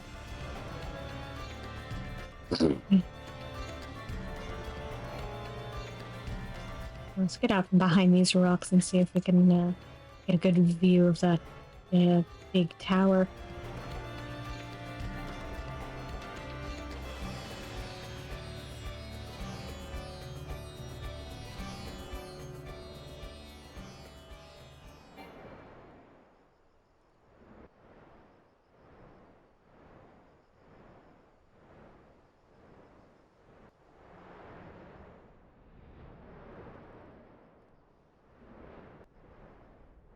There we go. Yeah.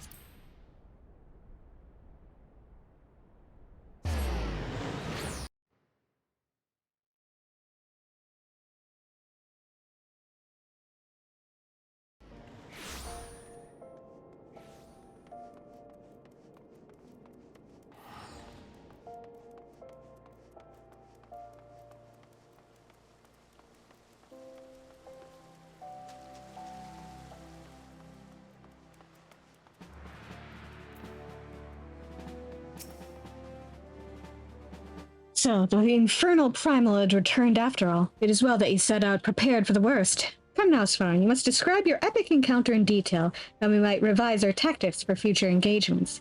Any information could prove useful.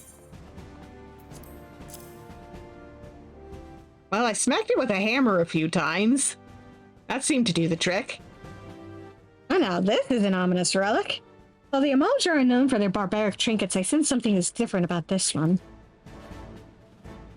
I see, so it is the third such object you have discovered within the domain of a primal. It certainly seems feasible that it played a role in Ifrit's enhanced volatility. Return with your trophy to the Waking Sands and pray bid Urianger to continue his investigations. Our eternal gratitude to you both.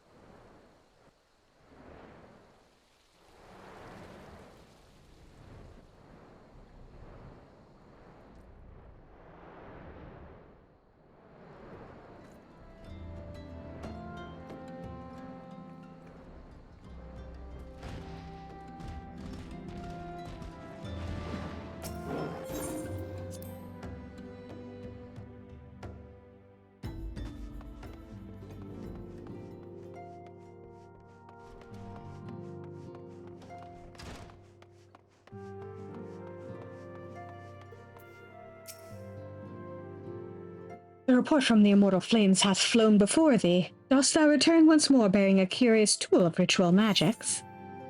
I do indeed.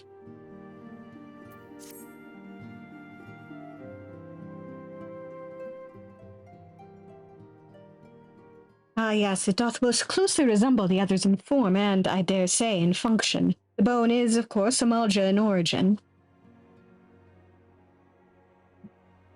The servants of darkness revealed themselves to thee. I am put in mind of Archon Luswad's words, yet ever shall primal desires burn, for burn they shall with the Ascians ever toiling to stoke the fires. We are fortunate, their careless taunting hath provided us with certainty, where before there existed only conjecture. It is unfortunate, however, that thy actions serve the Ascians' purposes so well. Whenever thou slayest our primal foes, the beastmen seek to raise ever more ferocious gods, and now it seems their ceaseless ambitions are answered only by living sacrifice. Each ritual object thou didst recover is a manner of focus, a tool fashioned from the bones of a willing worshipper.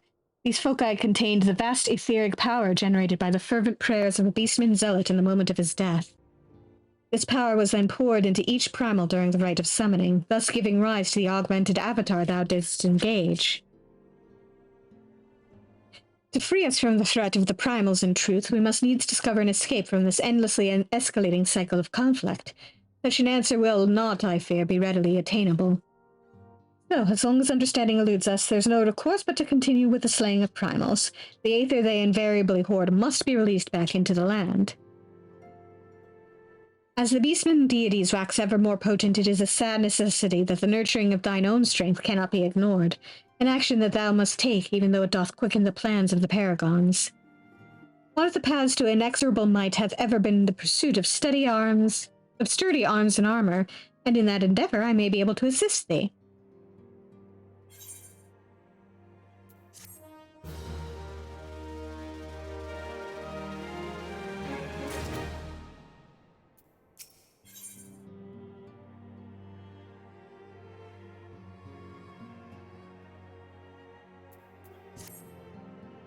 If thou art to weather these constant clashes against ever more potent primals, then thou must perforce arm thyself with extraordinary weapons. I have concluded negotiations with one Rowena, a merchant who doth abide at Revenant's Toll. In exchange for the ritual objects thou hast collected, she hath promised to provide thee with a selection from her stock of unique armaments. Why was she content to purchase these unsavory trophies? It is a simple question of infamy. Certain of her clientele are like to salivate at the very thought of possessing such forbidden items. There are few who can lay claim to the ownership of a ritual tool employed in the summoning of a primal. There is no cause for alarm. Any power the objects once held has long since been surrendered to the summoned deities. Unless thou worry on my account, I've gleaned from them what wisdom we required.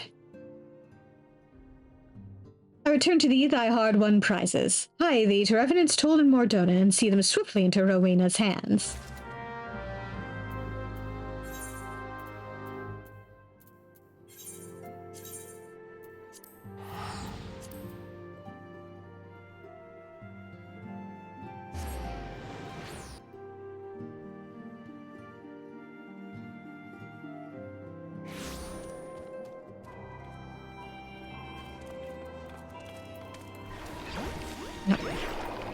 Wrong button.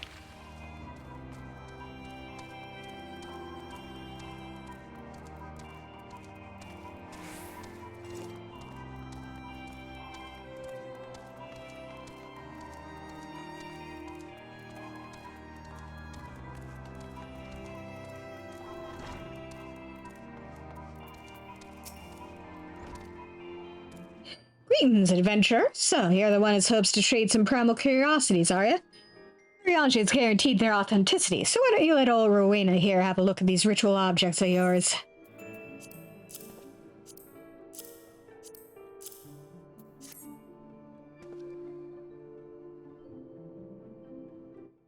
Carved from beastman bones, just like you described. Well, I'd be lying if I said these trinkets didn't make my skin crawl like a dyer might in my undergarments.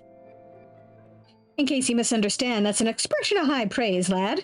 My customers will be gutting each other in the streets for a chance to purchase your trophies. Show them to Lorena, my acquisitions officer, and she'll walk you through the transaction.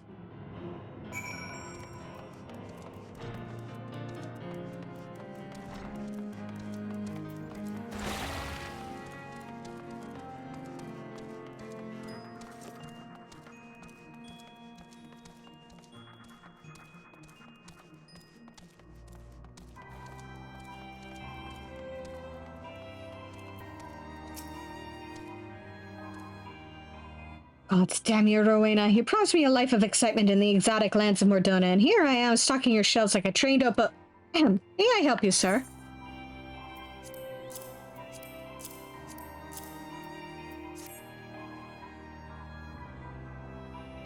Ugh, and the seven unholy hells are those gruesome things. Beastman ritual tools? You adventurers and your penchant for stowing the most disgusting souvenirs in your packs. Ugh.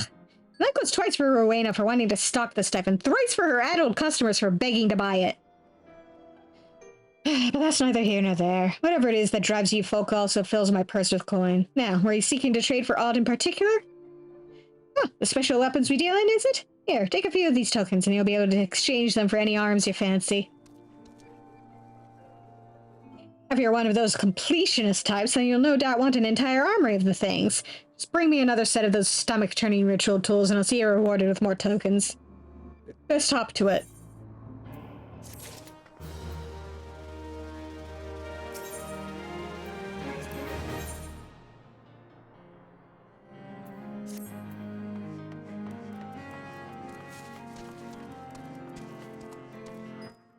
Of course!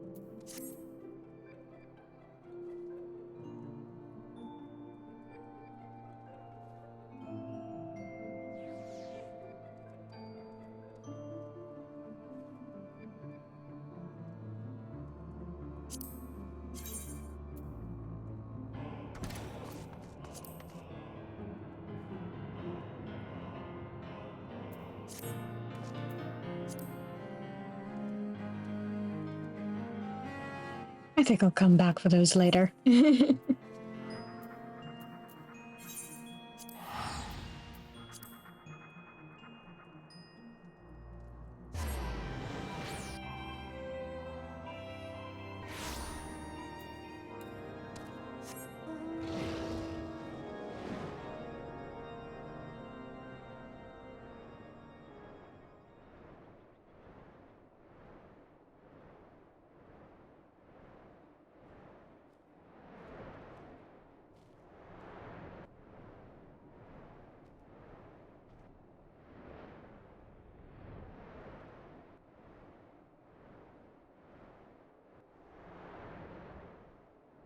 There's gotta be a tower out here somewhere, but I don't remember offhand where it might be.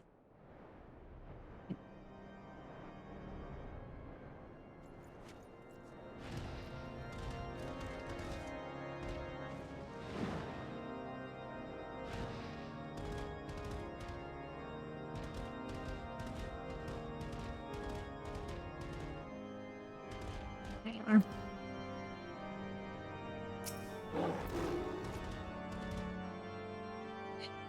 Pray to Lone for your safe return. All here prayed for your success, Farin. Tell us, have our prayers been answered? Even stronger than before, you say? Then we are truly fortunate for your intervention. Yet it would be wrong to glory in this victory, for it is yours, not ours. Indeed, your very presence here is a testament to the inadequacy of our own preparations. Plainly, it is time that we reappraise the threat posed by the heretics and our readiness to address it. We can no longer say with any certainty that we are equal to the task. But this is none of your concern, forgive me. Your deeds shall not be forgotten, my friend. You, Urianger, and your entire order have my utmost thanks.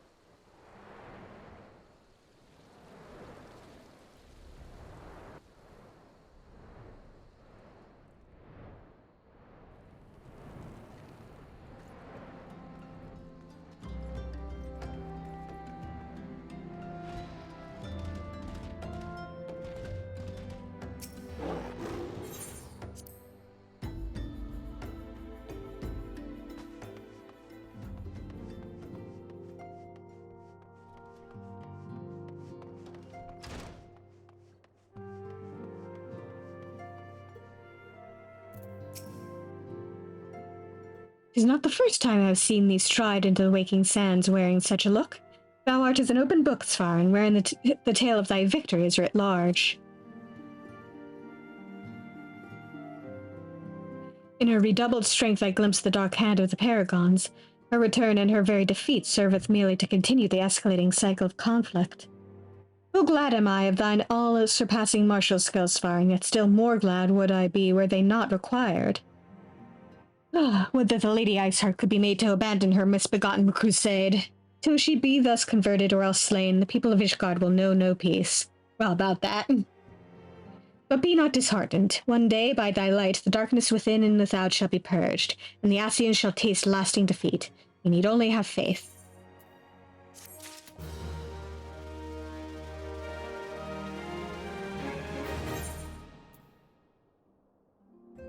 And I cannot remember the last time I have had such a clear journal.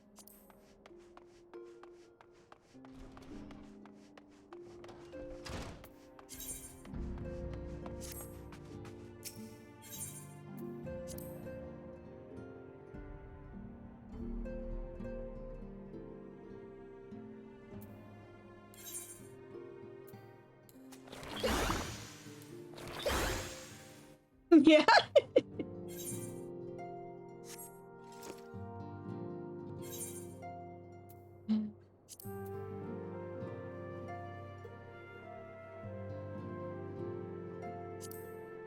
What other encounters have I not done?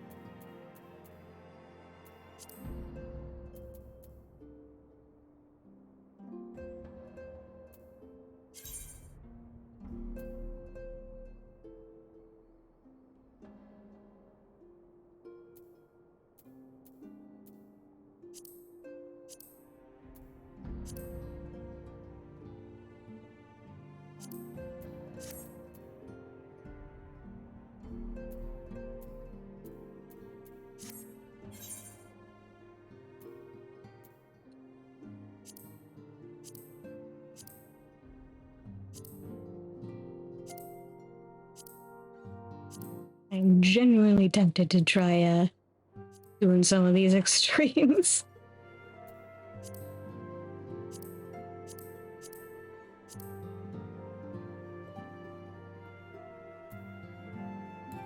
I don't think I have done any of these before, actually.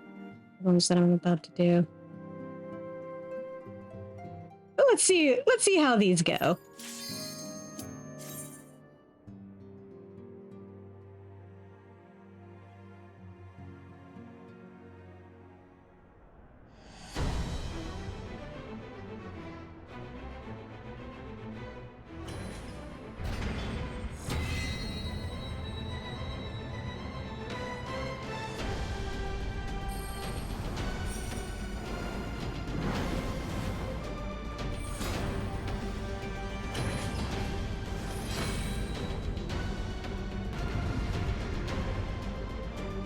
How many times must me teach you this lesson, old man?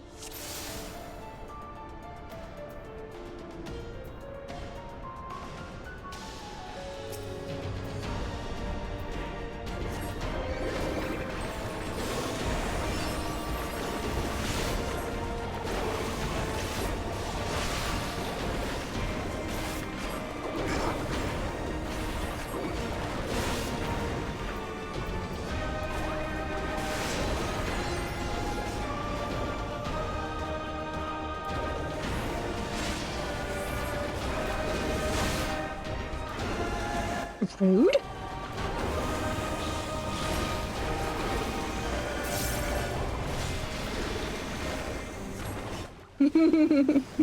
Old man on old man fights! Yeah, let's not look at that. Aw, man.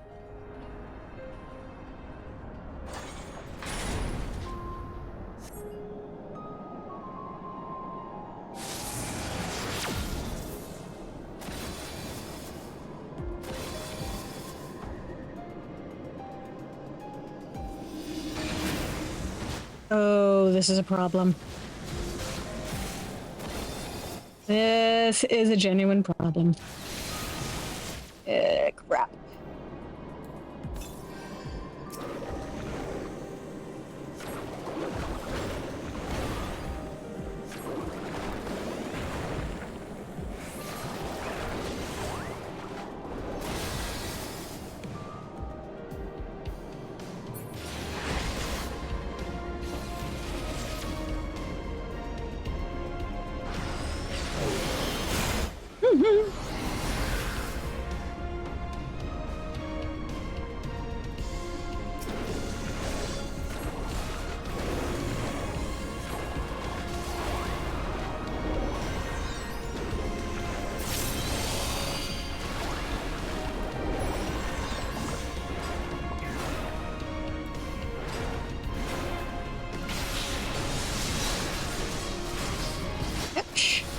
Oh, jeez.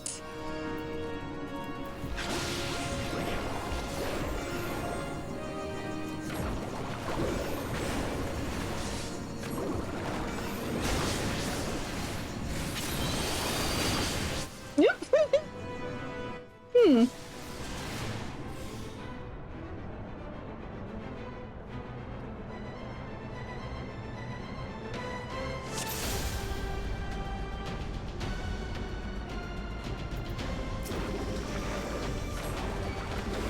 Give this another shot, and then I might want to rethink my strategy.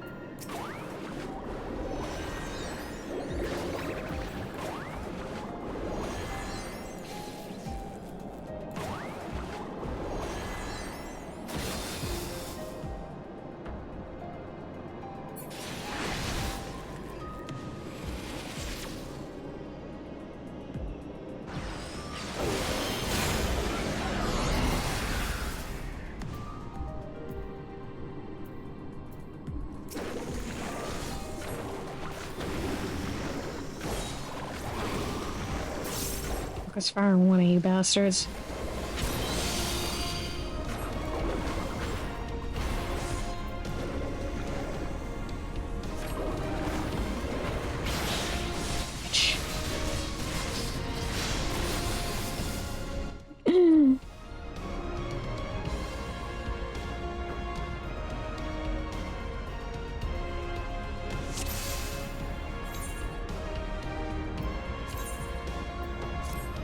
And I think the big problem with this is that you actually really do need multiple people for that.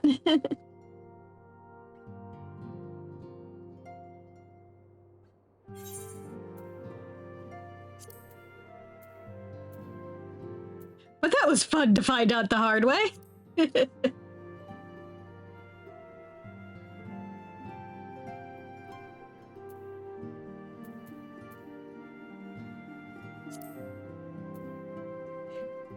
Let's see how Nidhogg goes.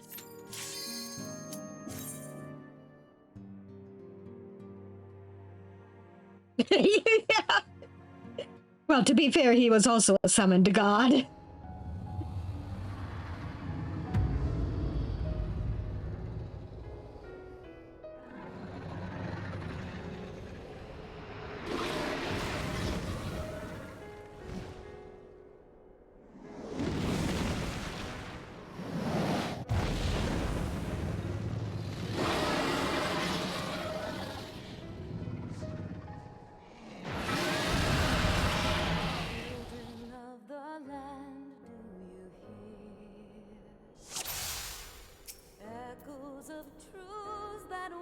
Alright, let's see how much of a pain in the ass you are.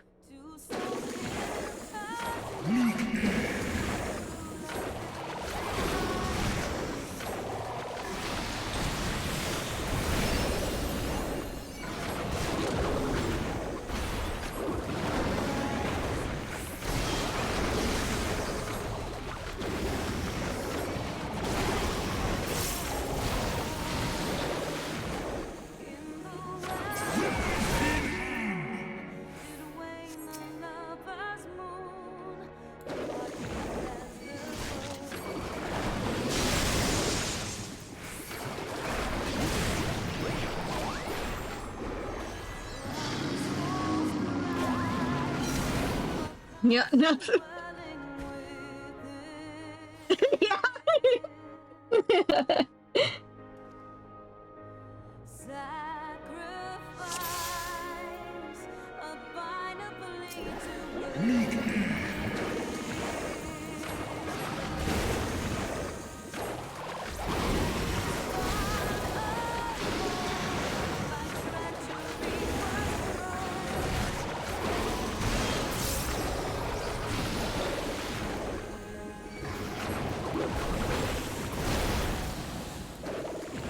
Oh,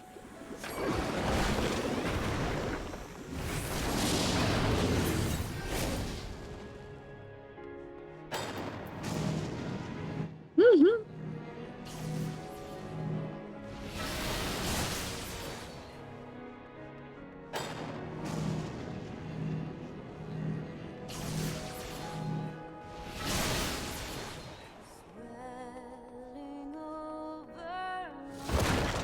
Owie.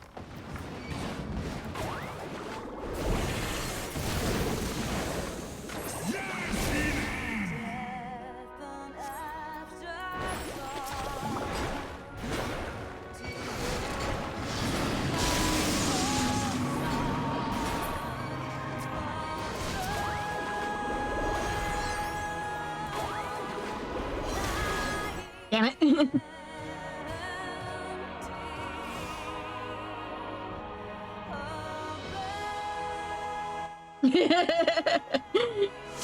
He wasn't supposed to know about those.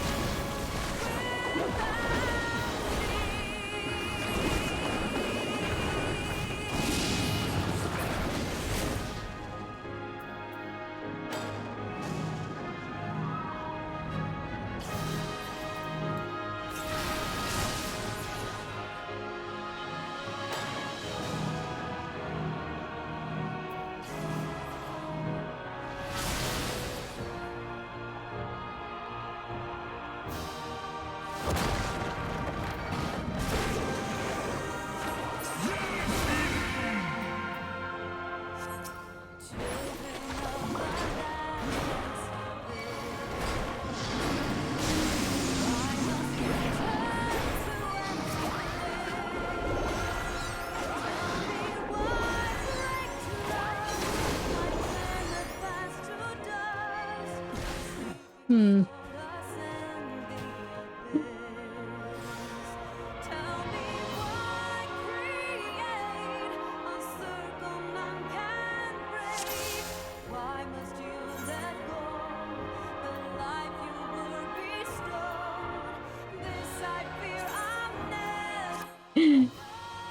Another one that seems like it's gonna be tricky to solo.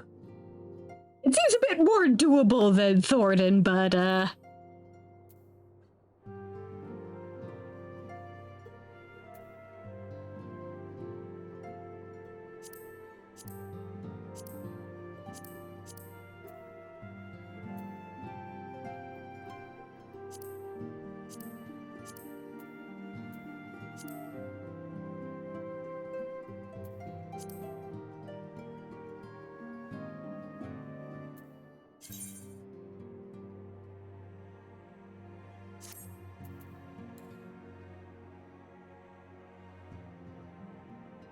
yeah, right. Exactly.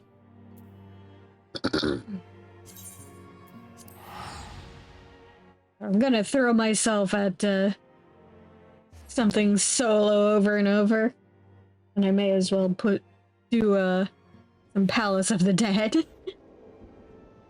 Make progress on the Necromancer title.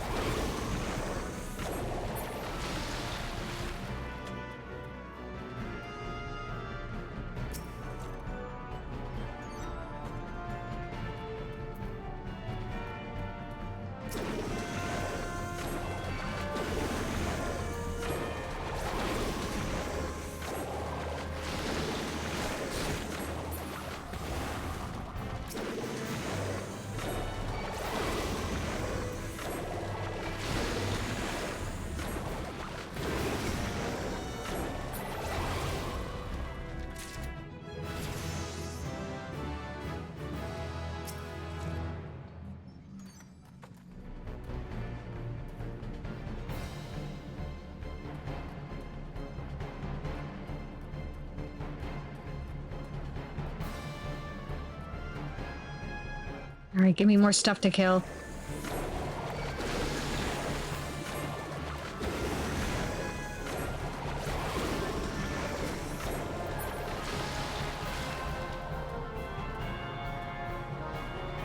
There we go.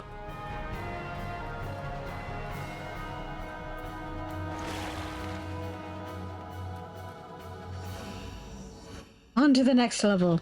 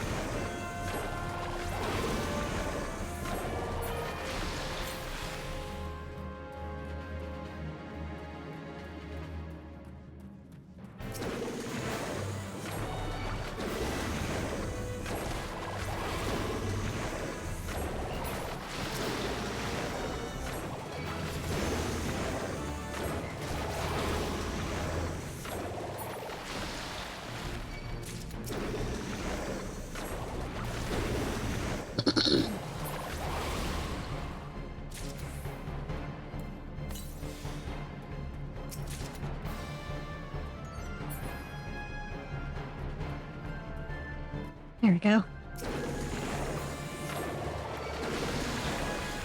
May as well get some experience while I'm at it.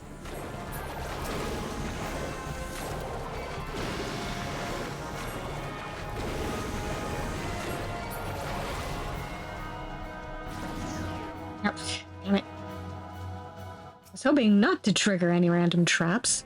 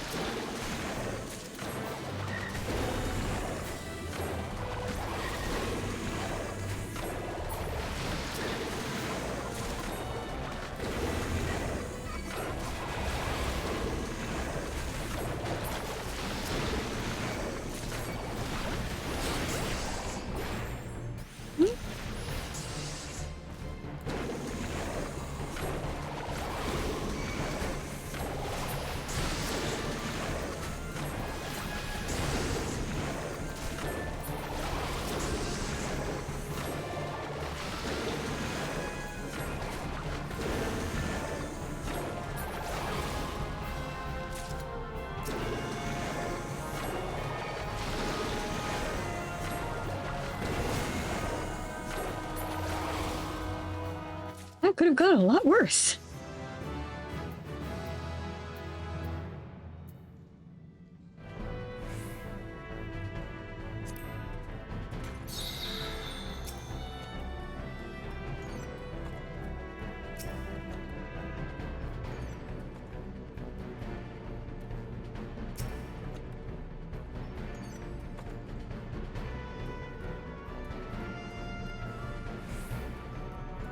Yep.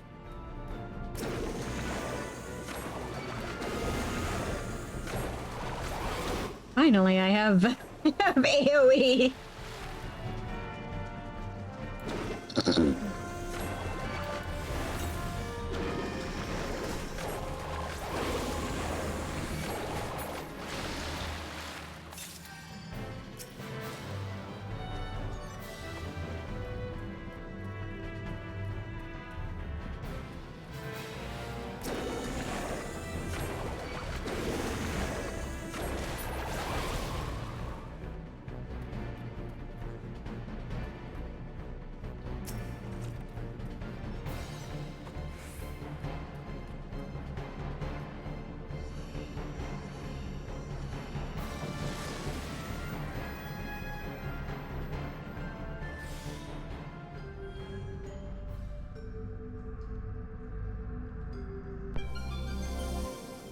Ooh.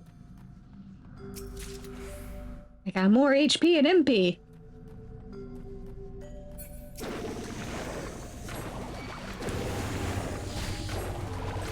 I can blast with more MP.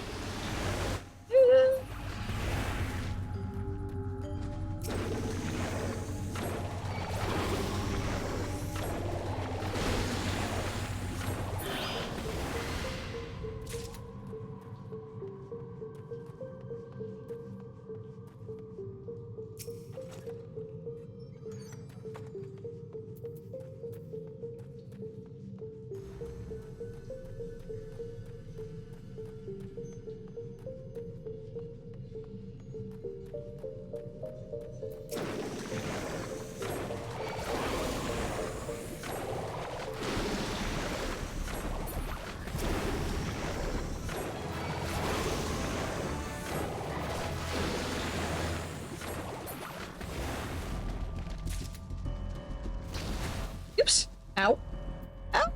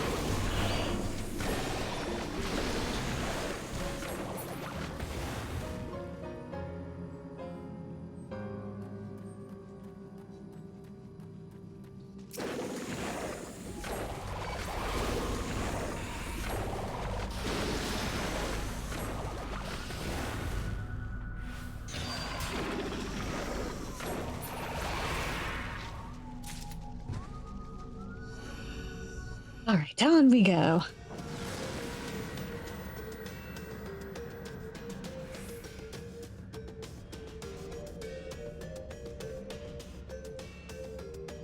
It's the onwards and upwards, but I'm pretty sure we're going down.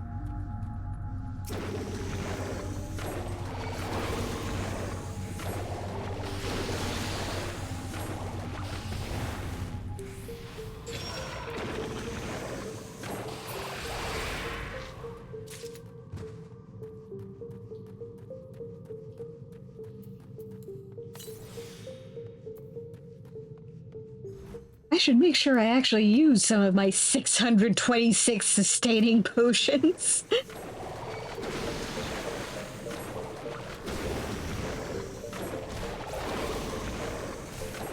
Gee, you think I have enough of those?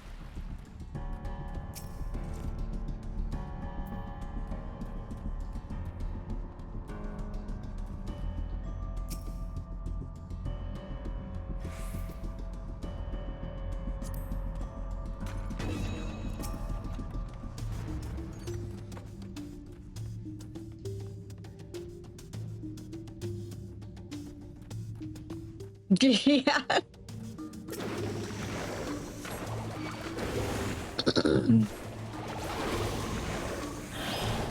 what if I need those items later for something else? Even though we're at the final battle and there's nothing else.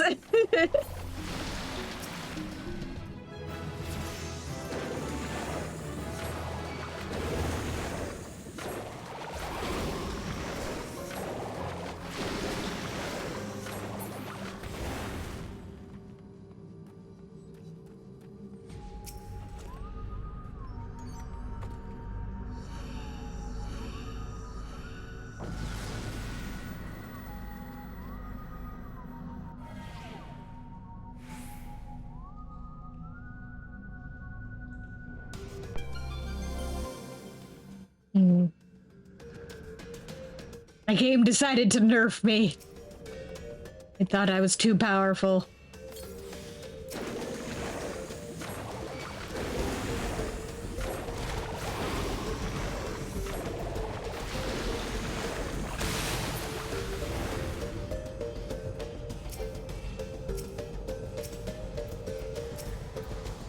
Oh, okay.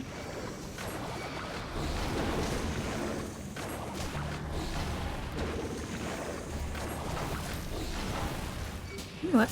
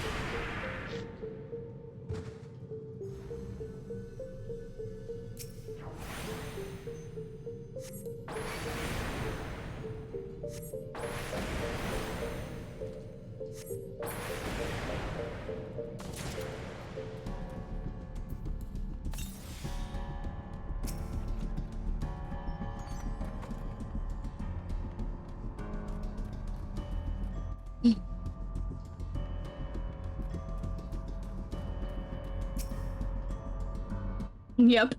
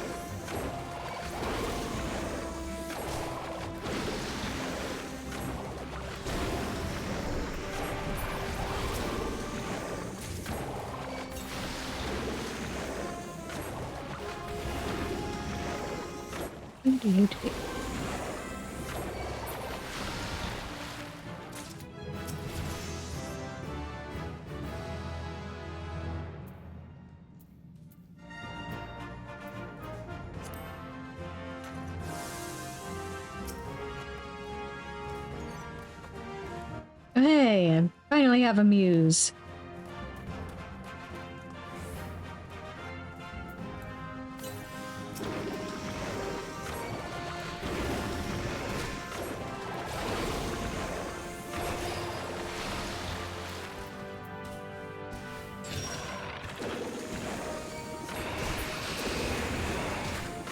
Oh, you want to fight me now?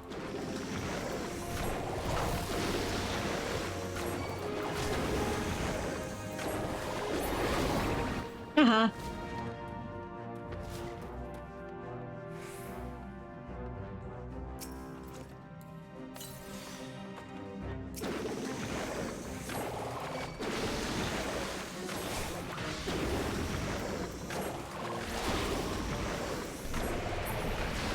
Yep, exactly. Fastest ball pit in the West.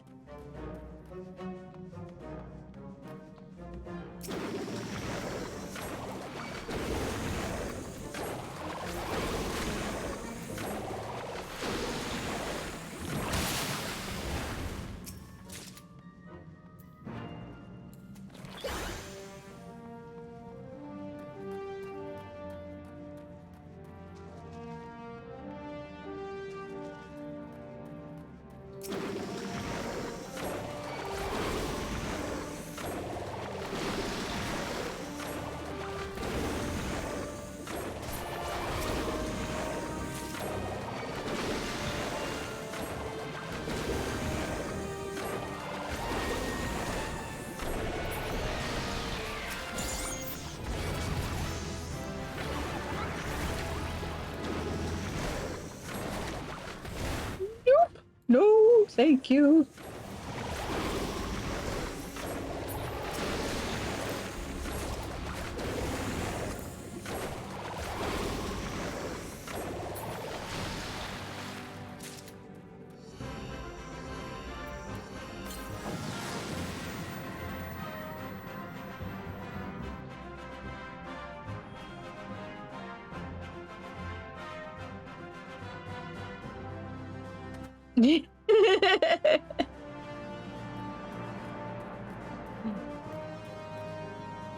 But I don't have a car. I live in a fantasy world. Oh, well, that was rude.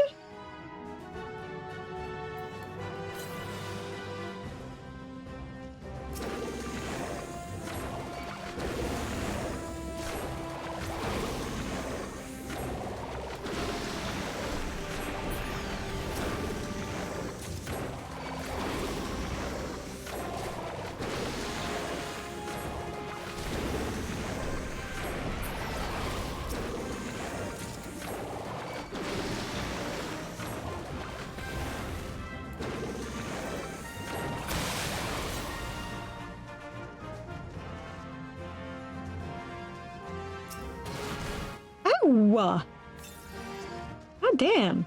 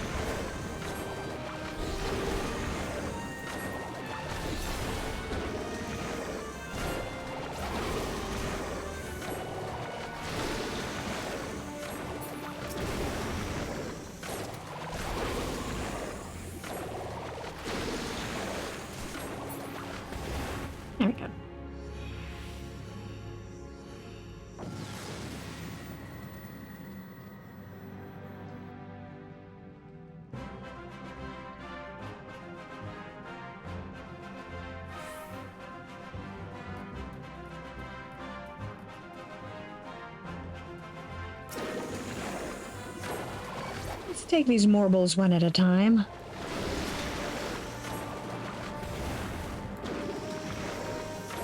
Because I'd rather not deal with more than one bad breath at the same time.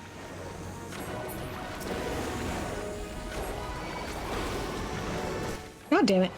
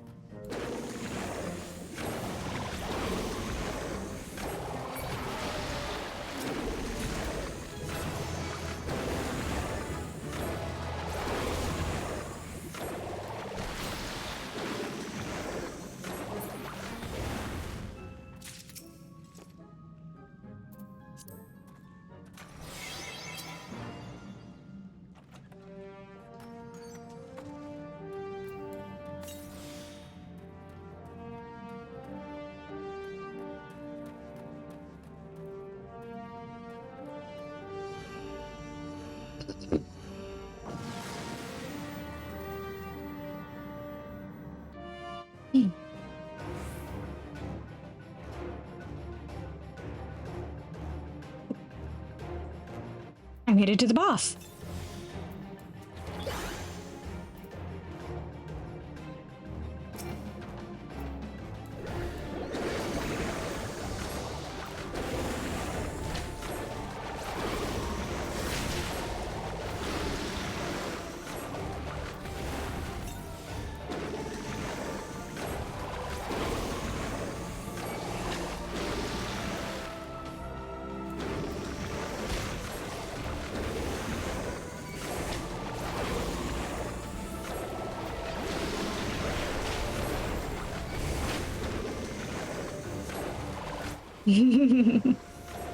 Oh, smelly.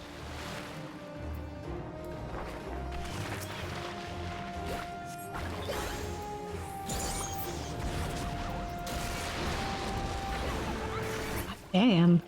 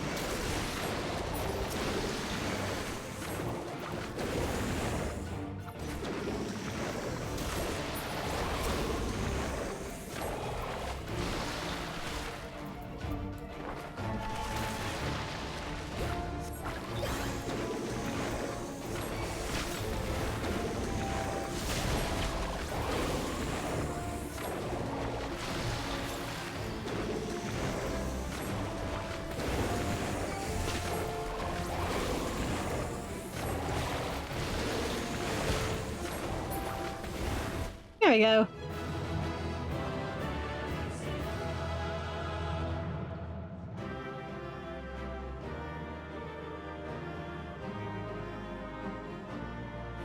And it never fails to astound me how much smoother things go when you do this as a DPS.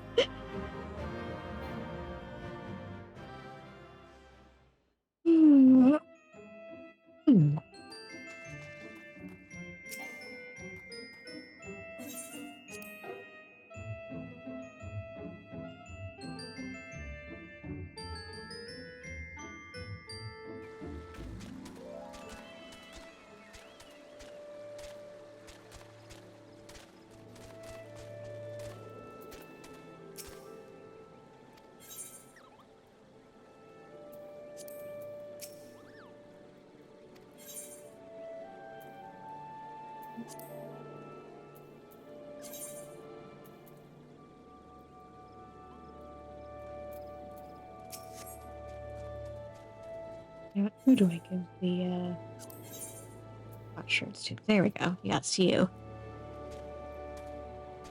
I think I'm good at sustaining potions, honestly. I'm gonna be real honest here.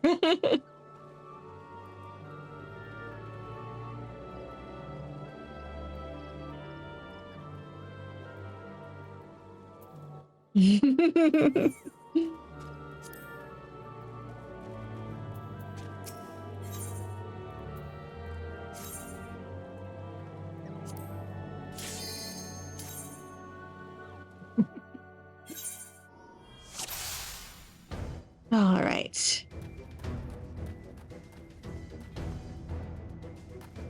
Where's the door? There it is. Of course, I went in exactly the wrong direction.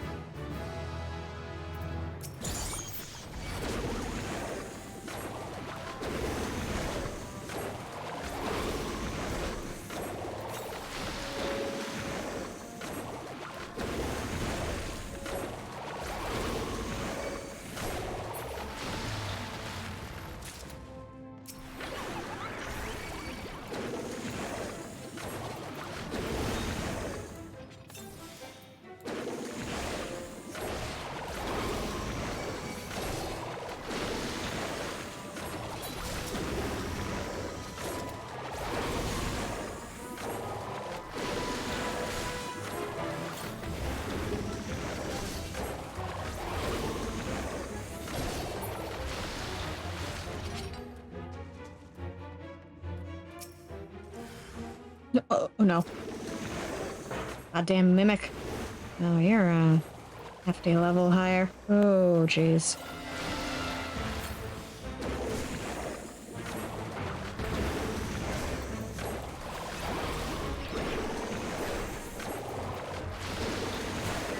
I hate you. Nope.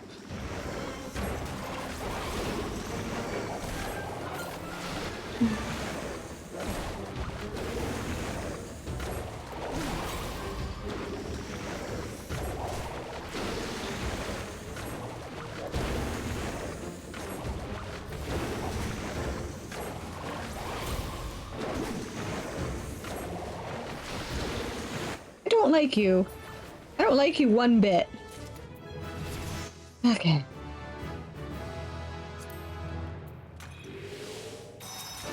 Get rid of that. Yeah. That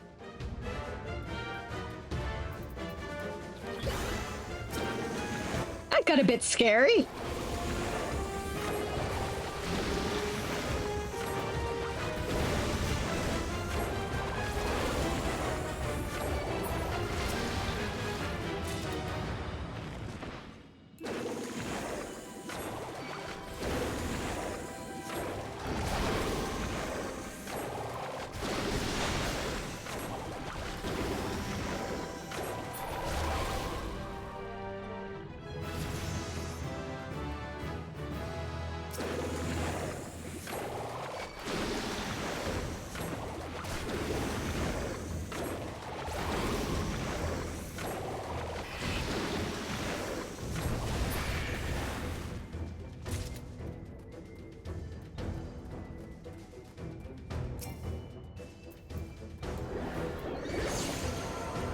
Oh no. Oh crap. I wasn't careful.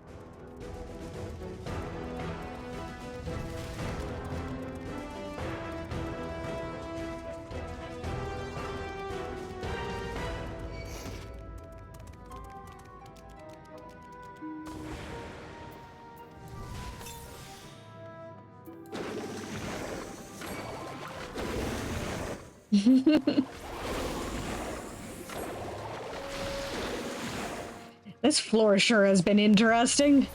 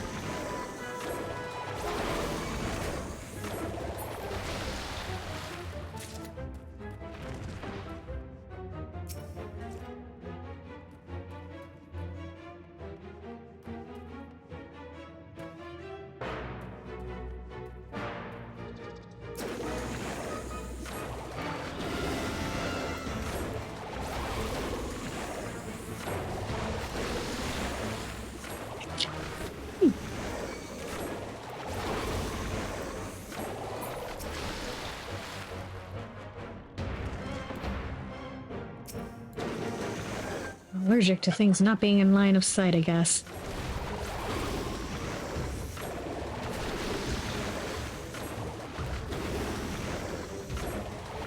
I am also allergic to being stomped on, so please don't.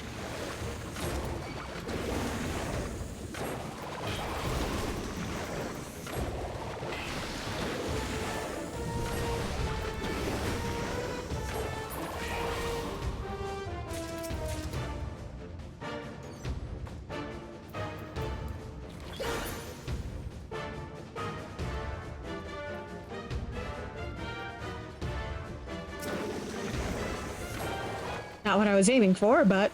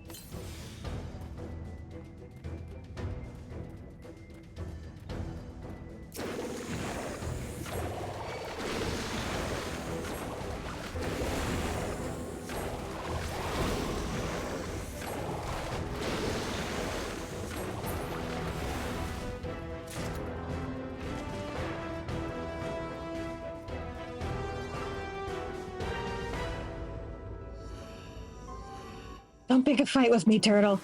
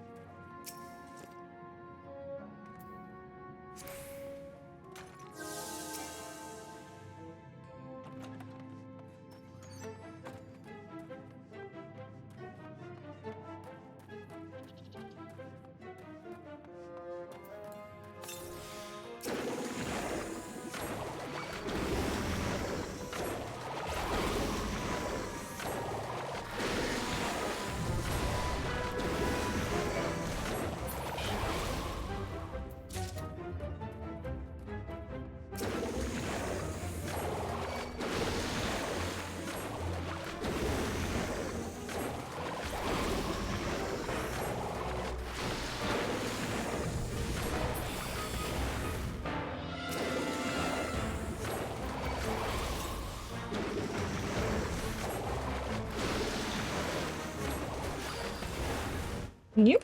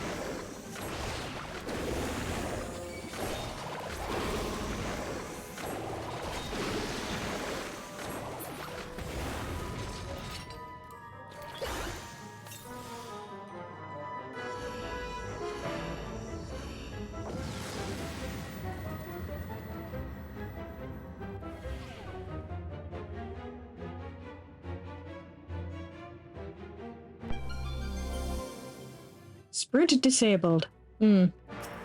Mildly inconvenient.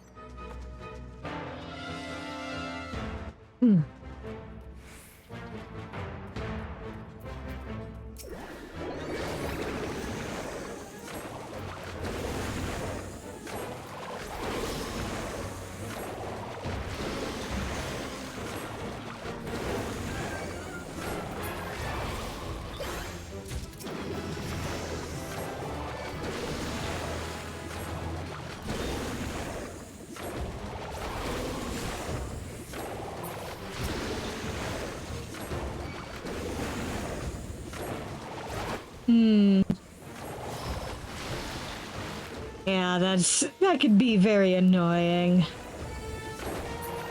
Give me a sprint button or I will be very unhappy.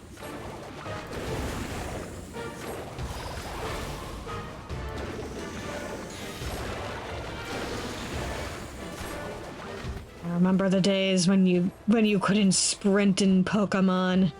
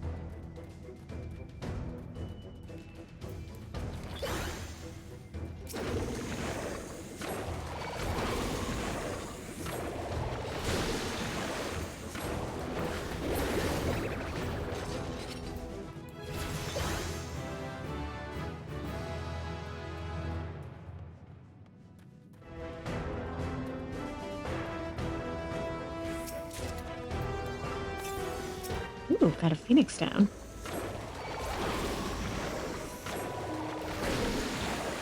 And I'm so glad we can stack Phoenix downs now.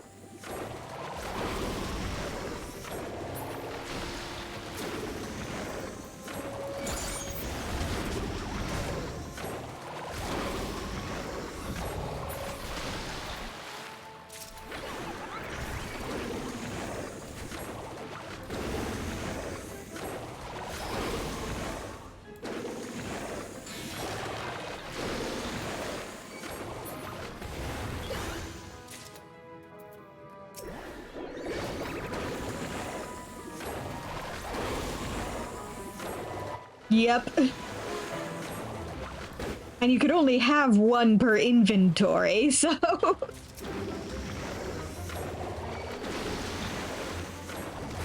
If you picked up one Phoenix down in Palace of the Dead, you couldn't pick up another one. It would just go to waste.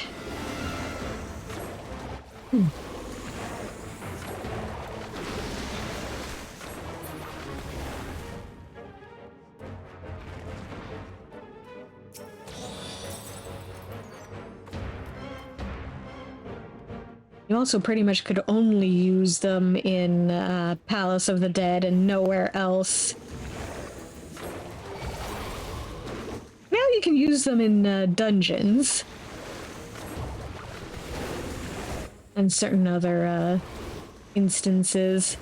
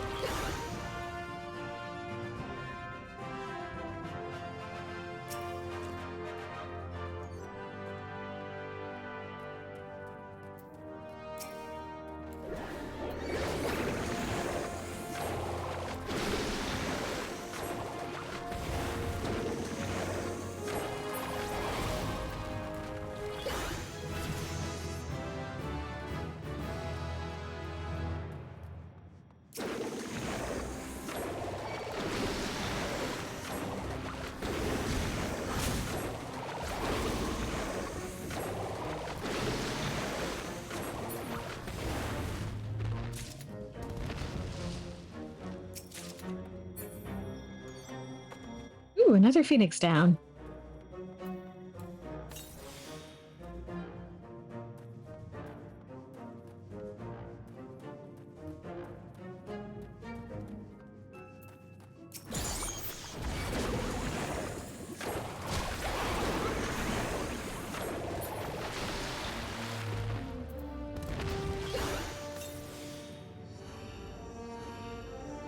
Do-do-do-do.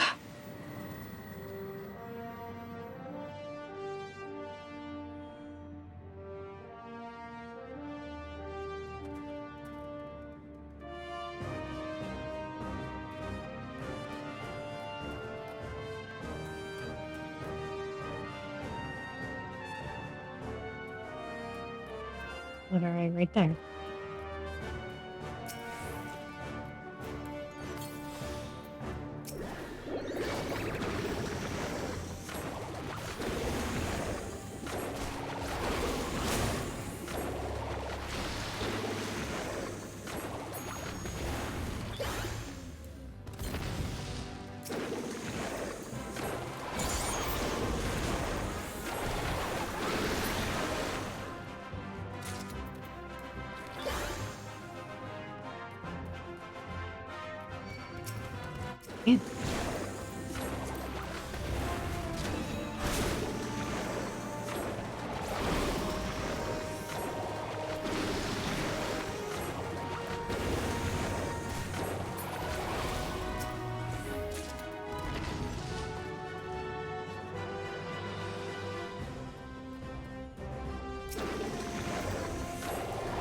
Hey there, big guy.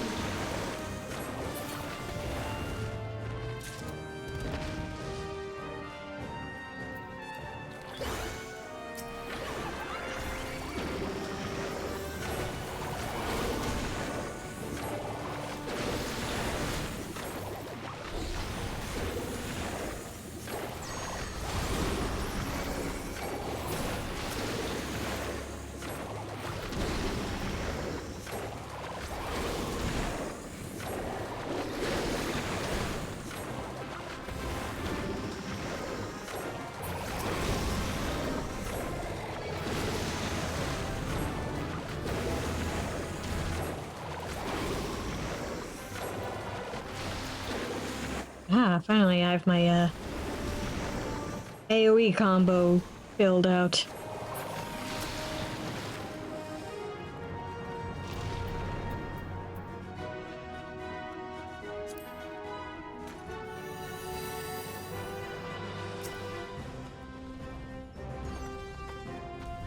Hey, big guy.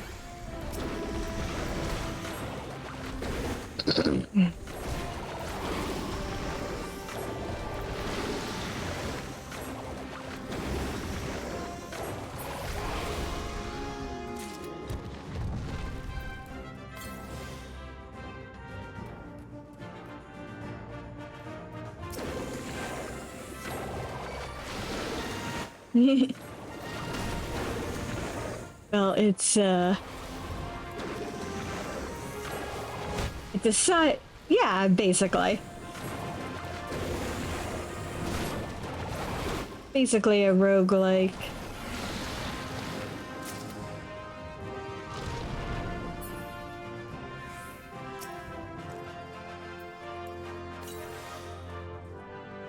The idea is there was a hole that opened up into the ancient city of Gelmora.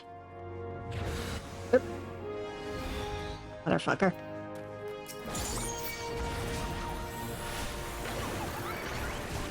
And you have been tasked with figuring out why the hell this happened. Where did this come from?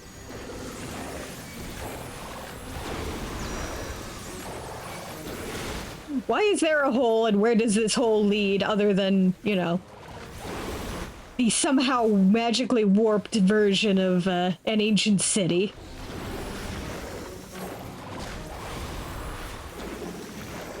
It wasn't my fault, I swear! I had nothing to do with this!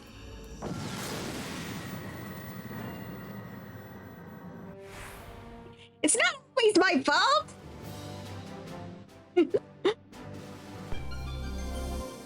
Just because I'm a necromancer doesn't mean everything vaguely necromantic is my fault. Oh, god damn it.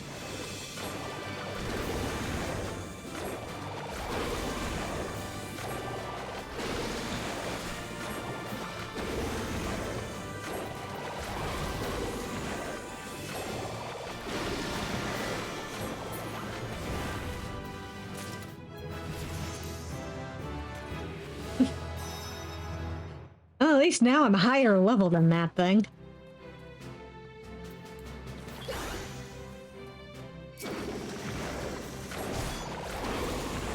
Yeah.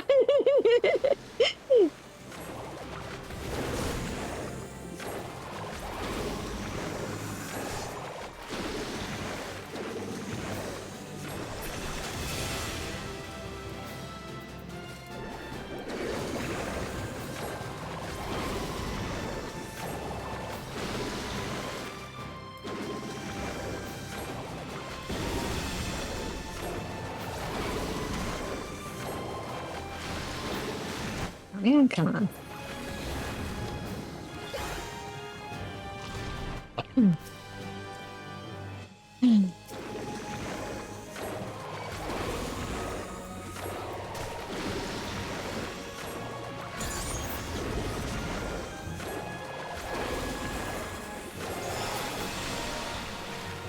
Oh no.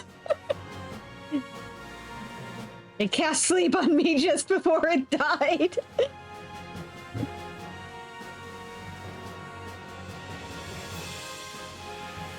Wakey, wakey.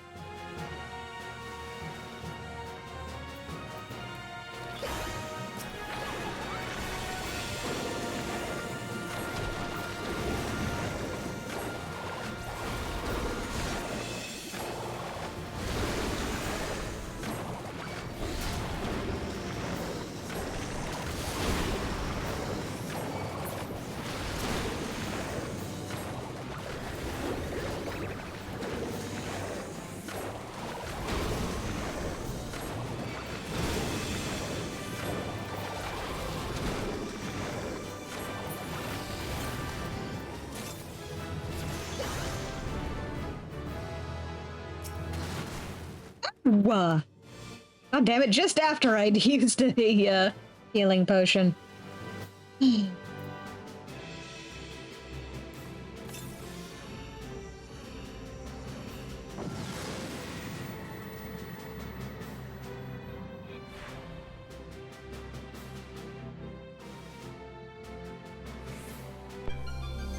Finish up this set. Oh, for crying out loud! Twice in a row? Really?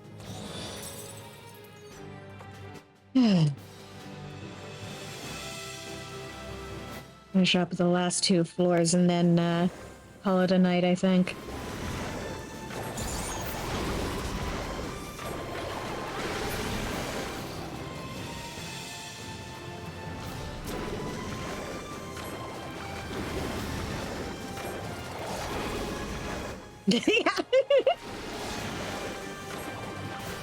This game just really does not want me to be able to see out of my one working eye.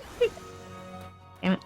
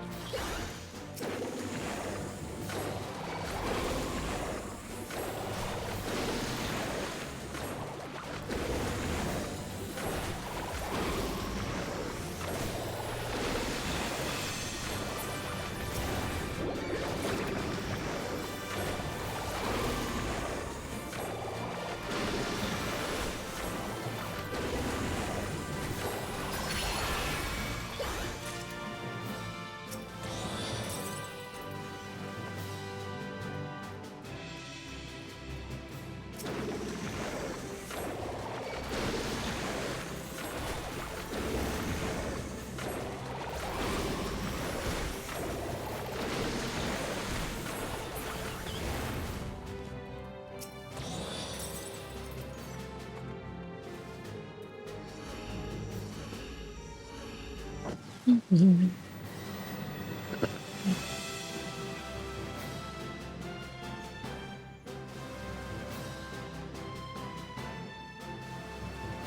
Oh.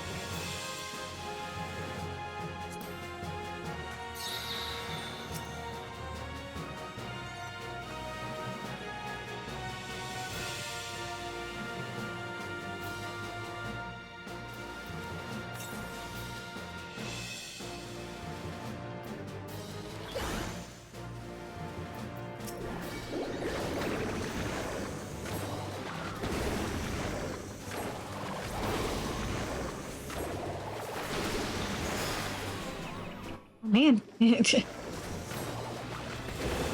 Put me to sleep and then immediately woke me up. Good strategy there, bud.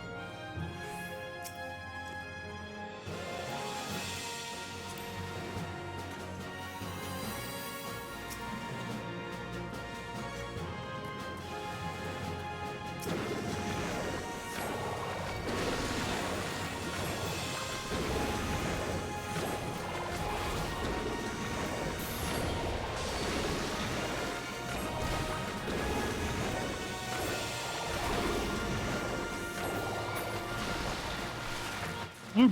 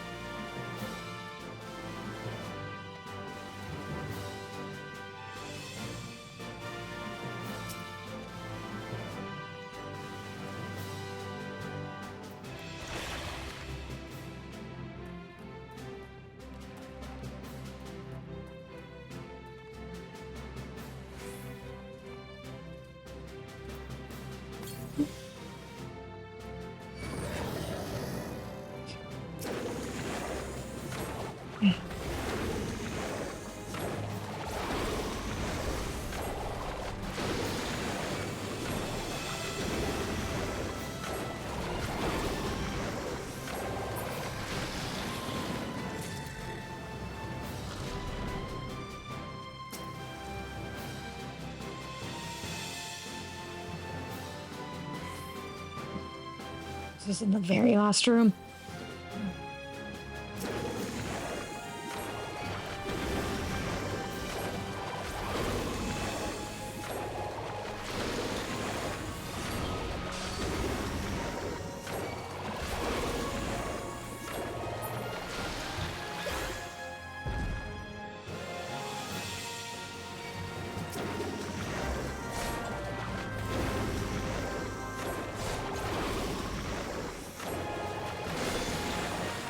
How to just survive all of this.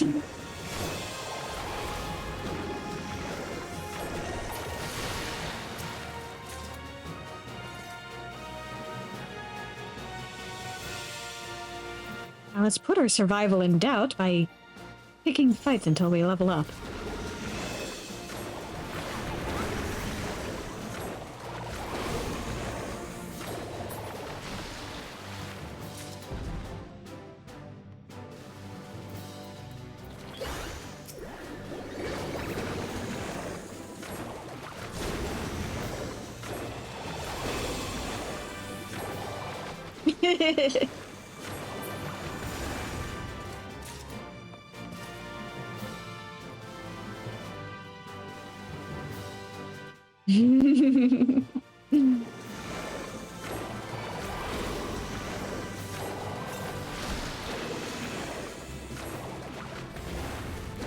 As long as the numbers go up, we're good, right?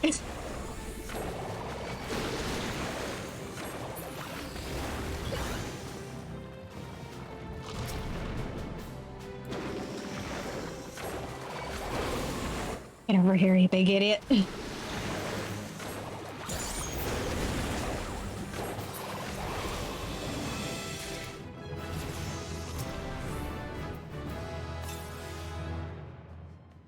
Ooh, I got my hammer now.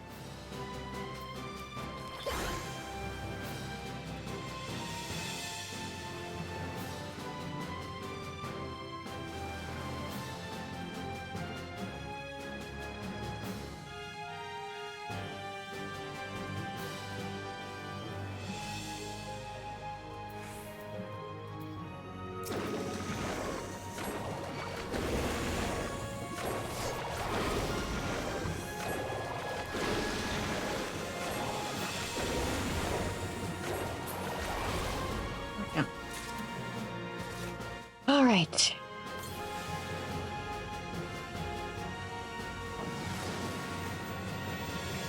Boss time.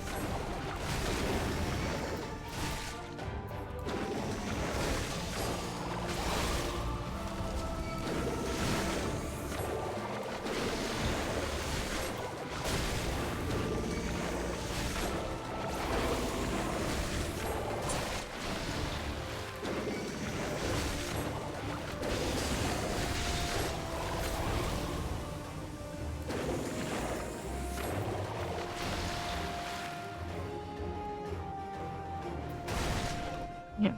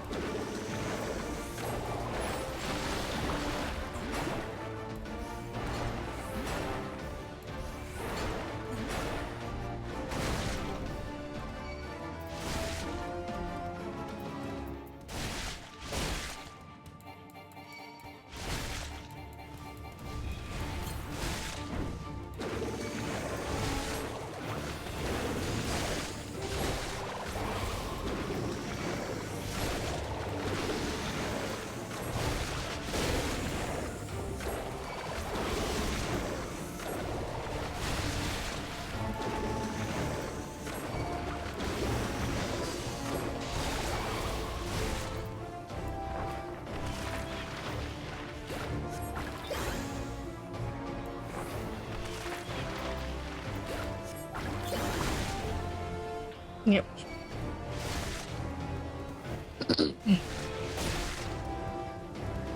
I just had to run right into those, didn't I?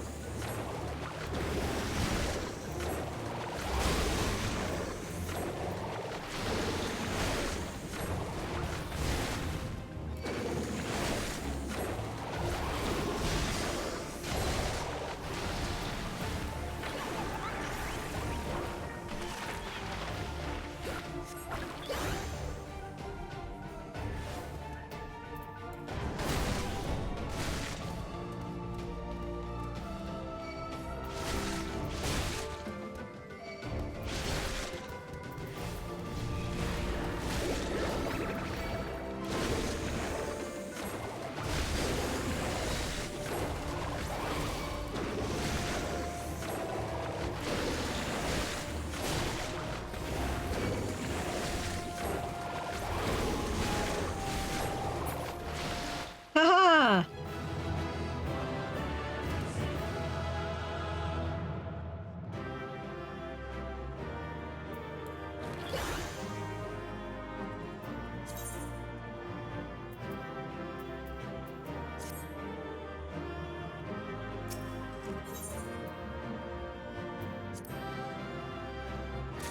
Get right.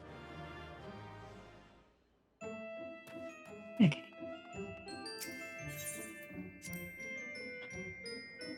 And I think that's enough for tonight.